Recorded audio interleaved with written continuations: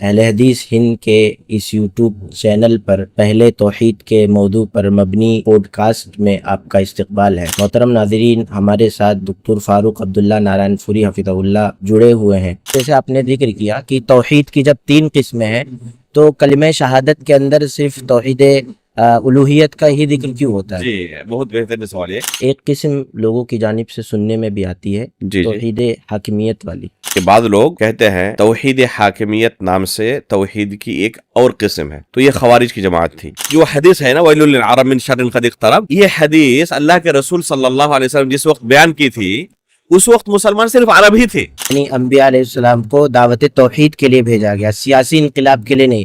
شیخ، یہ سیاسی انقلاب سے کیا مراد لیتے ہیں وہ لوگ؟ سیاسی انقلاب سے مراد یہی ہے، لفظ واضح ہے، یعنی آپ کو کیا کرنا ہے، کسی طریقے سے حکومت حاصل کرنی ہے، جی، آپ یعنی کو وہی توحید حاکمیت۔ ہاں وہی توحید حاکمیت کا۔ اسی طرح شیخ ہم نے لوگوں سے سنا ہے کہ سعودی عرب کو مملکت توحید کہتے ہیں، اس کے پیچھے حکمت اور ریزن کیا ہو سکتی ہے؟ دیکھیں آپ اس ملک میں کچھ دن رہے، خود آپ کو پتا چل جائے گا کہ کیوں اس کو مملکت توحید کہتے ہیں۔ اسی طرح شیخ اللہ تعالیٰ کے جتنے بھی اسماء ہیں ان سارے اسماء کی صفات بھی ہیں، اس وجہ سے کہ ایک طبقہ بولتا ہے کہ اللہ کے اسماء ہیں اور صفات سے اللہ تعالیٰ عاری ہے۔ جی اللہ رب العالمین ہدایت دے ان لوگوں کو۔ جی، اس لیے اللہ رب العالمین کی صفت کے بارے میں کیف لفظ سے، کیسے لفظ سے سوال نہیں ہو سکتا، یہ باب بند ہے۔ ڈاکٹر اسرار نے شیخ ایک کلپ یاد آئی جی کہ علامہ ابن تیمیہ رحمہ اللہ پر اعتراض کرتے ہیں۔ جی علامہ ابن تیمیہ رحمہ اللہ نے ینزل ربنا والی حدیث پر باقاعدہ اتر کر بتلایا کہ اللہ تعالیٰ ایسے اترتا ہے۔ پہلی بات تو کیا ہم یہی کہیں گے اثبت العرش ثم انقش، ٹھیک ہے؟ جی، پہلے تم ثابت کرو۔ سید قطب کے یہاں واضح طور پر وہ سب کی تکفیر کرتے تھے۔ میں نے اپنی کتاب منہج سلف کا دفاع جو ہے اس کے اندر سید قطب کی کتاب سے نقل کیا ہے ان کی عبارت کو، اور یہ سب کو کافر سمجھتے تھے، پوری سوسائٹی کو کافر سمجھتے تھے۔ ڈاکٹر یوسف قرضاوی جی، جو گمراہوں کے سردار گزرے ہیں ابھی، باضابطہ انہوں نے سید قطب کی سیرت میں اس کو بیان کیا ہے فخر کے طور پر۔ کلمہ توحید میں یا کلمہ شہادت میں اللہ کے نبی صلی اللہ علیہ وسلم کا کیوں ذکر ہے؟ اور یہ سوال اس وجہ سے بھی آیا ذہن میں کہ ایک ڈاکٹر ذاکر نائک ہے، ان کے بیان سے کہیں نہ کہیں یہ بو آتی ہے کہ اگر اللہ کے نبی صلی اللہ علیہ وسلم پر ایمان نہ ہو تب بھی ایک بندہ کامیاب ہو جائے گا۔ بو نہیں آتی بلکہ صراحت کے ساتھ کہا ہے۔ السنة مثل سفينة نوح من ركبها نجا ومن تركها غرق۔ السلام علیکم ورحمۃ اللہ وبرکاتہ۔ بسم اللہ الرحمن الرحیم، الحمد للہ رب العالمین والعاقبۃ للمتقین والصلاة والسلام علی سید الانبیاء والمرسلین نبینا محمد وعلی آلہ وصحبہ اجمعین ومن تبعہم بإحسان الی یوم الدین، اما بعد۔ اہل حدیث ہند کے اس یوٹیوب چینل پر پہلے توحید کے موضوع پر مبنی پوڈ کاسٹ میں آپ کا استقبال ہے۔ محترم ناظرین، ہمارے ساتھ دکتر فاروق عبداللہ نارائن پوری حفظہ اللہ جڑے ہوئے ہیں۔ شیخ محترم حفظہ اللہ، توحید چونکہ ہمارا موضوع ہے اس پوڈ کاسٹ کا، تو دیگر سوالات سے پہلے یہ ضروری ہے کہ ناظرین کے سامنے توحید کا ایک انٹروڈکشن خاکہ آ جائے توحید کے تعارف کے سلسلے میں۔ تو سب سے پہلا سوال شیخ محترم حفظہ اللہ، توحید کی تعریف کے بارے میں کہ توحید کہتے کسے ہیں؟ الحمدللہ رب العالمین والصلاة والسلام علی رسولہ محمد وآلہ وصحبہ اجمعین، اشہد ان لا الہ الا اللہ وحدہ لا شریک لہ واشہد ان محمدا عبدہ ورسولہ، اما بعد۔ اللہ کو جزائے خیر دے۔ توحید کا لفظی معنی ہوتا ہے کسی چیز کو ایک ماننا، اور توحید کا لفظ جب ہم اپنی اصطلاح میں استعمال کرتے ہیں اس کا شرعی مفہوم جو ہمارے ذہن میں ہوتا ہے یا شریعت کی نظر میں اس کا جو مفہوم معتبر ہے وہ ہے صرف اور صرف اللہ رب العالمین کی عبادت کرنا، یہ عقیدہ رکھتے ہوئے کہ اللہ رب العالمین اپنی ذات میں، اپنی صفات میں، اپنے افعال میں تنے تنہا ہے، اس کا کوئی شریک اور ساجھی نہیں ہے، اسے ہم توحید کہیں گے۔ تو اس میں बुनियादी तौर पर 3 अहम चीज़ों का इकरार है। पहली चीज़ है कि इबादत सिर्फ और सिर्फ अल्लाह रब्बुल आलमीन की हो, साथ में अकीदा ये रखा जाए उस रब के बारे में कि वो अपनी ज़ात व सिफ़ात में तने तन्हा है और अपने अफ़आल में भी तने तन्हा है, उसका कोई इन उमूर में शरीक और साझी नहीं है। तो इसे हम तौहीद कहेंगे। जी, यानी इबादत इस इकरार के साथ हो कि अल्लाह ताला ज़ात, सिफ़ात और अफ़आल में तने तन्हा है। जी, बारकल्लाहु फ़ीकुम। इसमें से अगर कोई भी चीज़ ना पाई जाए तो उसे तौहीद नहीं कहेंगे। मसलन अल्लाह की इबादत ना हो, या अल्लाह की इबादत हो लेकिन उसके साथ दूसरे को शरीक किया जाए, जी, या अल्लाह की इबादत करे उसके साथ किसी को शरीक ना करे, लेकिन अल्लाह रब्बुल आलमीन की ज़ात में या सिफ़ात में किसी को शरीक करे, या अल्लाह रब्बुल आलमीन की किसी सिफत का इनकार करे, या अल्लाह रब्बुल आलमीन के अफ़आल में किसी को शरीक करे, या अल्लाह रब्बुल आलमीन के लिए किताब व सुन्नत में जिन अफ़आल का सबूत है उनका इनकार करे, तो ये सब तौहीद से मनाफी उमूर हैं। जी, तीनों चीज़ों का बैक वक्त पाया जाना ज़रूरी है तौहीद के लिए। ज़ात में अकेला मानता अल्लाह को, सिफ़ात में लेकिन अफ़आल में किसी को शरीक करता है तो वो तौहीद के जी, तौहीद के मुखालिफ है। जज़ाकुमुल्लाह खैर। तौहीद को वो यानी जिस तरह अल्लाह रब्बुल आलमीन ने हमारे ऊपर फ़र्ज़ किया है उस तरीके से वो तस्लीम नहीं कर रहा। जी नाज़रीन, ये थी तौहीद की तारीफ़। हम आगे बढ़ते हैं कि तौहीद की अक़साम कितनी है शेख? तौहीद की उलमा 3 किस्में ज़िक्र करते हैं, तौहीद रुबूबियत, तौहीद उलूहियत और तौहीद अस्मा व सिफ़ात। ये 3 किस्में उलमा तौहीद की ज़िक्र करते हैं और ये चीज़ तमाम सलफ़ी उलमा के नज़दीक मुत्तफ़क़ अलैह है, कोई इख्तिलाफ नहीं है मनहज सलफ़ पर चलने वाले उलमा के दरमियान कि तौहीद की 3 किस्में हैं। किसी भी सलफ़ी आलिम से आप सवाल करें तौहीद की कितनी किस्में हैं तो वो यही ज़िक्र करेंगे। अलबत्ता एतबार अलग अगर हो जाए तो हो सकता है कि आपको जवाब अलग मिले। मसलन तौहीद बाद लोग आप पाएंगे बाद उलमा से वो ज़िक्र करेंगे कि तौहीद की सिर्फ 2 किस्में हैं, तौहीद इल्मी और दूसरी है किस्म तौहीद अमली। लेकिन ये तीनों किस्में उसमें शामिल है। जी, एक किस्म लोगों की जानिब से सुनने में भी आती है तौहीद हाकिमियत वाली। जी, ये तौहीद हाकिमियत मैंने जब कहा कि तौहीद की 3 किस्में हैं तो साथ में ये भी कहा कि ये उन उलमा के नज़दीक है जो सलफ़ सालिहीन के मनहज पर चलने वाले हैं। जो सलफ़ के मनहज पर चलने वाले नहीं हैं उनके यहाँ आपको इस बाब में इन्हिराफ नज़र आएगा। उस इन्हिराफ में ये एक अहम चीज़ है कि बाद लोग कहते हैं तौहीद हाकिमियत नाम से तौहीद की एक और किस्म है, बल्कि इसी को सबसे असल तौहीद की किस्म मानते हैं, तमाम अक़साम पर इसे मुक़द्दम मानते हैं। कहते हैं कि तौहीद हाकिमियत ही असल है, बाकी दूसरी जो चीज़ें हैं वो दूसरे दर्जे पर आती हैं। असल तौहीद हाकिमियत ही उनके नज़दीक है। और ये किन के नज़दीक है? ये असल हाकिमियत अल्लाह रब्बुल आलमीन की लोगों के दरमियान पाई जाए और लोग अल्लाह रब्बुल आलमीन को ही सिर्फ हाकिम माने, इसके सही होने में किसी का इख्तलाफ नहीं है। सलफ़ सालिहीन भी मानते हैं कि हाकिम अल्लाह रब्बुल आलमीन ही है। लेकिन इस चीज़ का जिन लोगों ने प्रचार किया और हाकिमियत के आड़ में हुक्मरानों की तकफीर शुरू की और अपने ही मुसलमान भाइयों का खून बहाना शुरू किया, तो ये ख़वारिज की जमात थी। हाकिमियत का नारा उन्होंने बुलंद किया था, इनिल हुक्मु इल्ला लिल्लाह, कुरान की इस आयत से इस्तिदलाल करते हुए, और वमन लम यहकुम बिमा अंज़लल्लाह फ़उलाइका हुमुल काफ़िरून।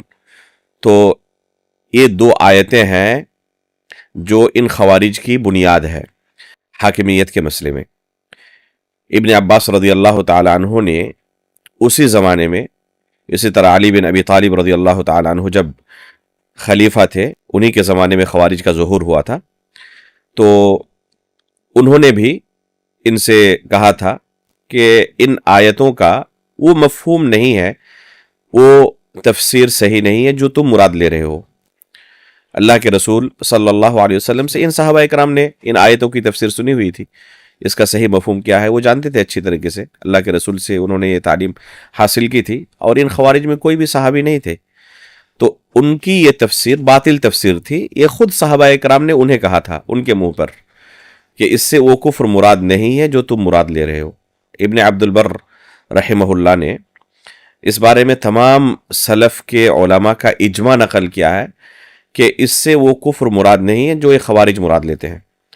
تو یہ ہے اصل یعنی ابتدا توحید حاکمیت کی، کہتے ہیں کہ یہی اصل توحید ہے اور اسی کے لیے اللہ رب العالمین نے لوگوں کو پیدا کیا ہے، حالانکہ یہ باطل تقسیم ہے، یا جیسے کہ شیخ ابن عثیمین رحمہ اللہ سے سوال کیا گیا اس توحید حاکمیت کے بارے میں، تو شیخ نے یہی جواب میں کہا کہ یہ ایک بدعتی قسم ہے، سلف کے یہاں اس چیز کا، اس توحید کی قسم کا تصور نہیں پایا جاتا، اس لیے یہ باطل بھی ہے اور بدعتی بھی ہے، تو یہ حقیقت میں توحید کی کوئی قسم نہیں ہے۔ یہ توحید حاکمیت جو وہ ذکر کرتے ہیں نا، جی توحید کی ایک قسم کے طور پر اس کو متعارف کراتے ہیں، یہ توحید ربوبیت کے اندر بھی شامل ہے، توحید الوہیت کے اندر بھی شامل ہے، لیکن اس سے ان کا ایک باطل مفہوم ہوتا ہے توحید حاکمیت بھی ہاں الگ سے وہ مرئی کرتے ہیں اور اسی کو اصل توحید شمار کرانا چاہتے ہیں، اور اصل اس کے پیچھے کیا ہے؟ حکمرانوں کی تکفیر اور اپنے ہی مسلمان بھائیوں کو کافر قرار دینا اور ان کا خون حلال سمجھنا، اس کے پیچھے ان کی وہ منشا ہے۔ جیسے کہ خوارج کی تاریخ پڑھیں گے آپ تو یہی پائیں گے کہ انہوں نے اس توحید کی، آپ توحید کہیں یا اس حاکمیت کے پیچھے انہوں نے جو گندا کھیل کھیلا اور صحابہ اکرام اور تابعین کے خلاف تلوار اٹھا لی، تو یہ اصل مقصد ہے ان کا، حکمرانوں کی تکفیر کرنا۔ حقیقت میں اگر حاکمیت کہے کہ اللہ رب العالمین ہی حاکم ہے اور اللہ کا حکم ہی چلنے والا ہے، تو اسے کون ایسا مسلمان ہوگا جو تسلیم نہیں کرے گا اسے جی کہ اللہ رب العالمین ہی شریعت نازل کرنے والا ہے، وہی قانون ساز ہے، اللہ رب العالمین کا ہی قانون دنیا میں چلنے والا ہے۔ تو یہ حاکمیت اور اللہ رب العالمین کا حکم اور اللہ کا قانون صرف حکمرانوں کے لیے ہے یا سب کے لیے ہے؟ ہر ایک کے لیے ہے۔ انسان پہلے اللہ کے قانون کو، اللہ کی شریعت کو اپنے نفس پر نافذ کرے، اپنے گھر والوں پر نافذ کرے، اپنے گاؤں والوں پر نافذ کرے، اپنے دوست و احباب پر نافذ کریں، بعد میں آخر میں وہ ملک اور پھر حکمراں آئیں گے۔ جی کسی آیت میں یہ نہیں کہا گیا ہے کہ کیا کہتے ہیں کہ یہ آیت صرف حکمرانوں کے لیے ہے، کسی تفسیر میں نہیں کہا گیا ہے، آیت عام ہے سب کے لیے، ان الحکم الا للہ ومن لم يحکم بما انزل اللہ فاولئک هم الکافرون۔ اس میں حکمرانوں کی بات کہاں سے آ گئی؟ جی یہ تو عام ہے ہر ایک کے لیے نا۔ تو انسان کو چاہیے کہ اپنے نفس پر سب سے پہلے اللہ رب العالمین کی شریعت کو نافذ کرے۔ اگر اپنے نفس پر نافذ نہیں کر رہا ہے تو گویا کہ وہ ان الحکم الا للہ پر پوری طریقے سے عمل نہیں کر رہا ہے، اس کے نفس کے اندر خلل ہے۔ اب وہ خلل کس درجے کا ہے اس حساب سے اس پر حکم لگے گا۔ تو حقیقت میں توحید حاکمیت کوئی الگ سے قسم نہیں ہے۔ ربوبیت کے جب بندہ اقرار کرتا ہے، یعنی اللہ رب العالمین کے افعال میں اللہ رب العالمین کو وحدہ لا شریک سمجھنا، تو اس کے اندر حاکمیت شامل ہے۔ حاکمیت اللہ رب العالمین کے افعال میں سے ہے۔ اللہ رب العالمین نے شریعت نازل کی ہے، قانون نازل کیا ہے، تو اللہ کے افعال میں سے ہی ہے۔ اسی طرح اللہ رب العالمین کو حاکم مان کر اس کی اطاعت و بندگی کرنا یہ الوہیت میں شامل ہے۔ تو حقیقت میں توحید ربوبیت کے اندر، توحید الوہیت کے اندر پہلے سے توحید حاکمیت موجود ہے، الگ سے تقسیم اسے کرنے کی ضرورت ہی نہیں ہے، الگ سے قسم بنانے کی ضرورت ہی نہیں ہے۔ لیکن جیسے کہ میں نے کہا کہ اس کے پیچھے ان کی منشا کیا ہے؟ خون کی ہولی کھیلنا، جی یہ حکمرانوں کی تکفیر کرنا، اپنے مسلمان بھائیوں کو کافر قرار دینا اور ان کے خلاف تلوار اٹھانا، چونکہ یہ منشا ہے نا، اس لیے اس پر ہی صرف وہ فوکس کرتے ہیں اور اسے ہی اصل توحید سمجھتے ہیں۔ یہاں تک کہ کلمہ لا الہ الا اللہ کی تفسیر میں بھی الہ کا معنی وہ معبود سے نہیں کرتے، الہ کا معنی حاکم سے کرتے ہیں اور کہتے ہیں لا حاکم الا اللہ۔ یہ چیز ان کے یہاں موجود ہے۔ شیخ، چونکہ ان کے دلائل بہت مضبوط ہوتے ہیں، قرآنی آیات سے لوگ دلیل دیتے ہیں، جی تو عمومی رد کیسے کریں گے کہ توحید حاکمیت؟ جیسے کہ شیخ اس نے کہا تھا، علی بن ابی طالب رضی اللہ تعالیٰ عنہ نے کہا تھا کلمۃ حق ارید بها الباطل، کہ یہ آیت تو اپنی جگہ برحق ہے، اللہ رب العالمین کا کلام ہے یہ، لیکن اس کا جو مفہوم ہے وہ باطل مفہوم ہے۔ باطل اس لیے ہے کہ سلف نے یہ مفہوم مراد نہیں لیا ہے، سلف اس مفہوم کو نہیں جانتے تھے۔ ابن عباس رضی اللہ تعالیٰ عنہ جب ان خوارج سے مناظرہ کرنے کے لیے گئے تو ان کو کیا کہا تھا کہ میں جن کی طرف سے آیا ہوں وہ اللہ کے رسول کے صحابہ ہیں، انہوں نے دین اللہ کے رسول سے سیکھا ہے، اور تمہاری جماعت میں ان میں سے ایک فرد بھی نہیں ہے۔ یعنی ان خوارج نے جو مفہوم مراد لیا تھا یہ یقیناً اللہ کے رسول سے سن کر انہوں نے یہ تعلیم حاصل نہیں کی تھی، اللہ کے رسول سے ملاقات کرتے تو صحابی بن جاتے۔ اور ابن عباس رضی اللہ عنہ کیا کہہ رہے ہیں کہ تم میں سے ایک فرد بھی نہیں ہے جنہوں نے اللہ کے رسول کو دیکھا ہو، اللہ کے رسول سے یہ علم حاصل کیا ہو۔ ان میں سے کسی نے یہ نہیں کہا کہ ہاں میں تو صحابی ہوں، میں نے تو اللہ کے رسول سے یہ مفہوم سنا ہے۔ تو ظاہر سی بات ہے کہ یہ مفہوم جو وہ مراد لے رہے تھے ان کا ذاتی فہم تھا، وہ اپنے سے اس آیت کا یہ مفہوم سمجھ رہے تھے، جسے ابن عباس رضی اللہ تعالیٰ نے اسی وقت کہا کہ یہ مفہوم درست نہیں ہے۔ علی بن ابی طالب رضی اللہ تعالیٰ عنہ کے سامنے جب وہ کوفہ کی مسجد میں نعرہ لگانے لگے ان الحکم الا للہ، ان الحکم الا للہ کا، جب علی بن ابی طالب رضی اللہ تعالیٰ عنہ نے کافی سمجھایا کہ اپنے اس حرکت سے باز آ جاؤ، تو وہ مسجد میں ہی ان کے خلاف نعرہ بازی شروع کر دیے، اسی آیت کو لے کر ان الحکم الا للہ کا نعرہ لگانے لگے۔ تو کہا تھا کلمۃ حق نرید بها الباطل، آیت اپنی جگہ برحق ہے لیکن مفہوم باطل ہے، لہذا صرف کوئی دلیل پیش کر دے قرآن و حدیث کی اور نصاً پڑھ دے تو صرف دلیل کا پیش کر دینا کافی نہیں ہے، اصل اس کے بعد یہ دیکھنا ہے کہ اس آیت کا، اس حدیث کا وہی مفہوم سلف نے لیا ہے جو انہوں نے بیان کیا ہے۔ اگر سلف کے ہاں وہ مفہوم موجود ہے، معتبر ہے، سلف اس مفہوم کو نہیں جانتے تھے، اس تفسیر کو نہیں جانتے تھے، وہ غیر معتبر ہے، وہ غیر قابل قبول ہے، اسے ہم تسلیم نہیں کر سکتے۔ پر فرقوں کی گمراہی کی وجہ یہی وجہ ہے، عمومی طور پر جتنے گمراہ فرقے آئے نا، ہر ایک کے یہاں یہ مشترک بیماری ہے، ہر ایک کے یہاں، کہ وہ کتاب و سنت کے نصوص سے ہی استدلال کرتے ہیں لیکن مفہوم خود ساختہ ہوتا ہے۔ سلف صالحین نہیں جانتے تھے، صحابہ اکرام، تابعین، تبع تابعین، اور یہ جو سلسلہ چلا آ رہا ہے ان کے یہاں یہ مفہوم موجود نہیں ہے۔ شیخ محترم حفظ اللہ، ایک چیز یہاں پر یہ بتا دوں کہ جب کوئی قرآن اور حدیث پڑھ کر ہمیں سنائے اور مفہوم اس کا غلط لے، اسے ہم قبول نہیں کر سکتے۔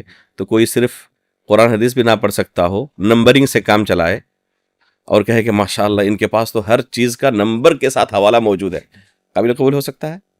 نمبر تو دور کی بات، اگر ان نصوص کو پڑھ کر بھی ہمیں سنا دیں اور مفہوم وہ بیان نہ کرے جو سلف نے بیان کیا ہے تو قابل قبول نہیں ہے، تو نمبرنگ کہاں سے قبول ہو سکتی ہے؟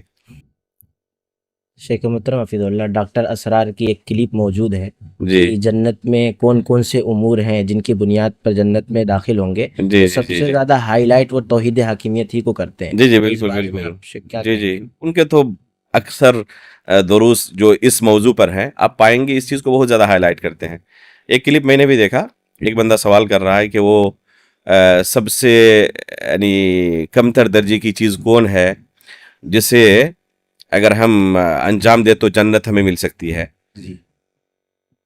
لوگ نماز پڑھتے ہیں، روزہ رکھتے ہیں اور بہت سارے امور کا انہوں نے تذکرہ کیا، تو سب سے یعنی منیمائز کون سی چیز ہے، سب سے کمتر درجے کی کون سی چیز ہے جس سے جنت ہمیں مل جائے، اس طریقے سے ایک بندہ سوال کر رہا ہے۔ سوال لمبا ہے، مفہوم اس کا تقریباً اسی طرح ہے۔ ڈاکٹر صاحب اس کا جواب دیتے ہیں جس طرح اپنے دروس کے اندر جس فکر کو عام کرتے ہیں اسی فکر کو اس جواب میں بھی عام کرتے ہیں، اور اس جواب میں، لمبے چوڑے جواب میں کہیں بھی توحید کا تذکرہ نہیں، یعنی آپ خلافت قائم کریں اور اس کوشش میں آپ کی موت ہو گئی، آپ کوشش میں لگے ہوئے تھے خلافت قائم کرنے کے، تو آپ کو نجات مل جائے گی، اور آپ ہر عمل کرتے رہے یہاں تک کہ نماز پڑھتے رہے، روزہ رکھتے رہے، اللہ کے ساتھ کسی کو شریک نہیں کر رہے ہیں، یعنی یہ تمام اعمال نجات کے لیے کافی نہیں ہے۔ ڈاکٹر صاحب کے نزدیک اگر کوئی خلافت کے لیے کوشش نہیں کر رہا اور دوسرے تمام اعمال میں مشغول ہے، ڈاکٹر اسرار صاحب کے نزدیک نجات کے لیے کافی نہیں ہے۔ حالانکہ اللہ کے رسول صلی اللہ علیہ وسلم نے جو معیار مقرر کیا ہے اپنی پوری زندگی، جس کی اللہ کے رسول نے تعلیم دی، وہ کیا ہے؟ اگر بندے نے اللہ رب العالمین کی توحید کا اقرار کر لیا، کلمہ لا الہ الا اللہ کا اقرار کر لیا، تو اللہ رب العالمین کی جنت سے بندہ محروم نہیں ہو سکتا، اسے جنت ضرور ملے گی۔ اگر توحید کا اقرار کیا اور اس توحید کی حفاظت بھی کی اپنی پوری زندگی، ایسا کوئی عقیدہ نہیں رکھا، ایسا کوئی کفری عمل نہیں کیا، ایسا باطل عقیدہ نہیں رکھا جو توحید کے منافی ہو، جو اسے دائرہ اسلام سے خارج کر دے۔ توحید پر اگر وفات ہو رہی ہے، کلمہ لا الہ الا اللہ پر وفات اگر ہو رہی ہے، اسی عقیدہ توحید کے ساتھ دنیا سے رخصت ہو رہا ہے، تو اللہ رب العالمین کی جنت سے بندہ محروم نہیں رہے گا، اللہ کی جنت ضرور اسے ملے گی انشاءاللہ۔ ہو سکتا ہے کہ گناہوں کی وجہ سے اللہ تعالیٰ اسے سزا دے، جہنم میں اگر داخل بھی ہوگا تو ہمیشہ جہنم میں نہیں رہے گا، جہنم سے اس کو نکالا جائے گا۔ ایسا بھی ہو سکتا ہے کہ اللہ رب العالمین اسے جہنم میں داخل ہی نہ کرے، ڈائریکٹ اپنے فضل و کرم سے اسے جنت میں داخل کر دے۔ بطاقہ والی حدیث آپ دیکھیں جو مشہور ہے، بطاقہ، حدیث البطاقہ کے نام سے، ایک شخص کی 99 رجسٹر گناہوں کے رجسٹر ہوں گے، ایک ایک رجسٹر کی حالت یہ ہوگی کہ جہاں تک نگاہ جائے ایک ایک رجسٹر نظر آئے گا، یعنی اس بندے نے زندگی بھر گناہ ہی کیا ہے۔ نیکی کے طور پر اس حدیث میں کیا کس چیز نیکی کا تذکرہ ہے؟ بس کلمہ توحید اس کے پاس موجود ہے۔ اللہ رب العالمین ایک کارڈ نکالیں گے بطاقہ، جس میں کیا لکھا ہوگا؟ یہی کلمہ شہادت۔ تو ایک پلڑے میں اس بطاقے کو، اس کارڈ کو رکھا جائے گا، اور دوسرے پلڑے میں گناہوں کے 99 رجسٹر کو، اور یہ کلمہ توحید والا پلڑا بھاری ہو جائے گا، اور اللہ رب العالمین اسے جنت میں داخل کریں گے۔ تو ذرا دیکھیں کہ ایک بندے کے پاس صرف توحید ہے اور گناہ بھرے ہوئے ہیں، 99 رجسٹر گناہوں کے، نیکی کے نام پہ صرف توحید ہے، اور اللہ رب العالمین اس بندے کو جنت میں داخل کر رہے ہیں۔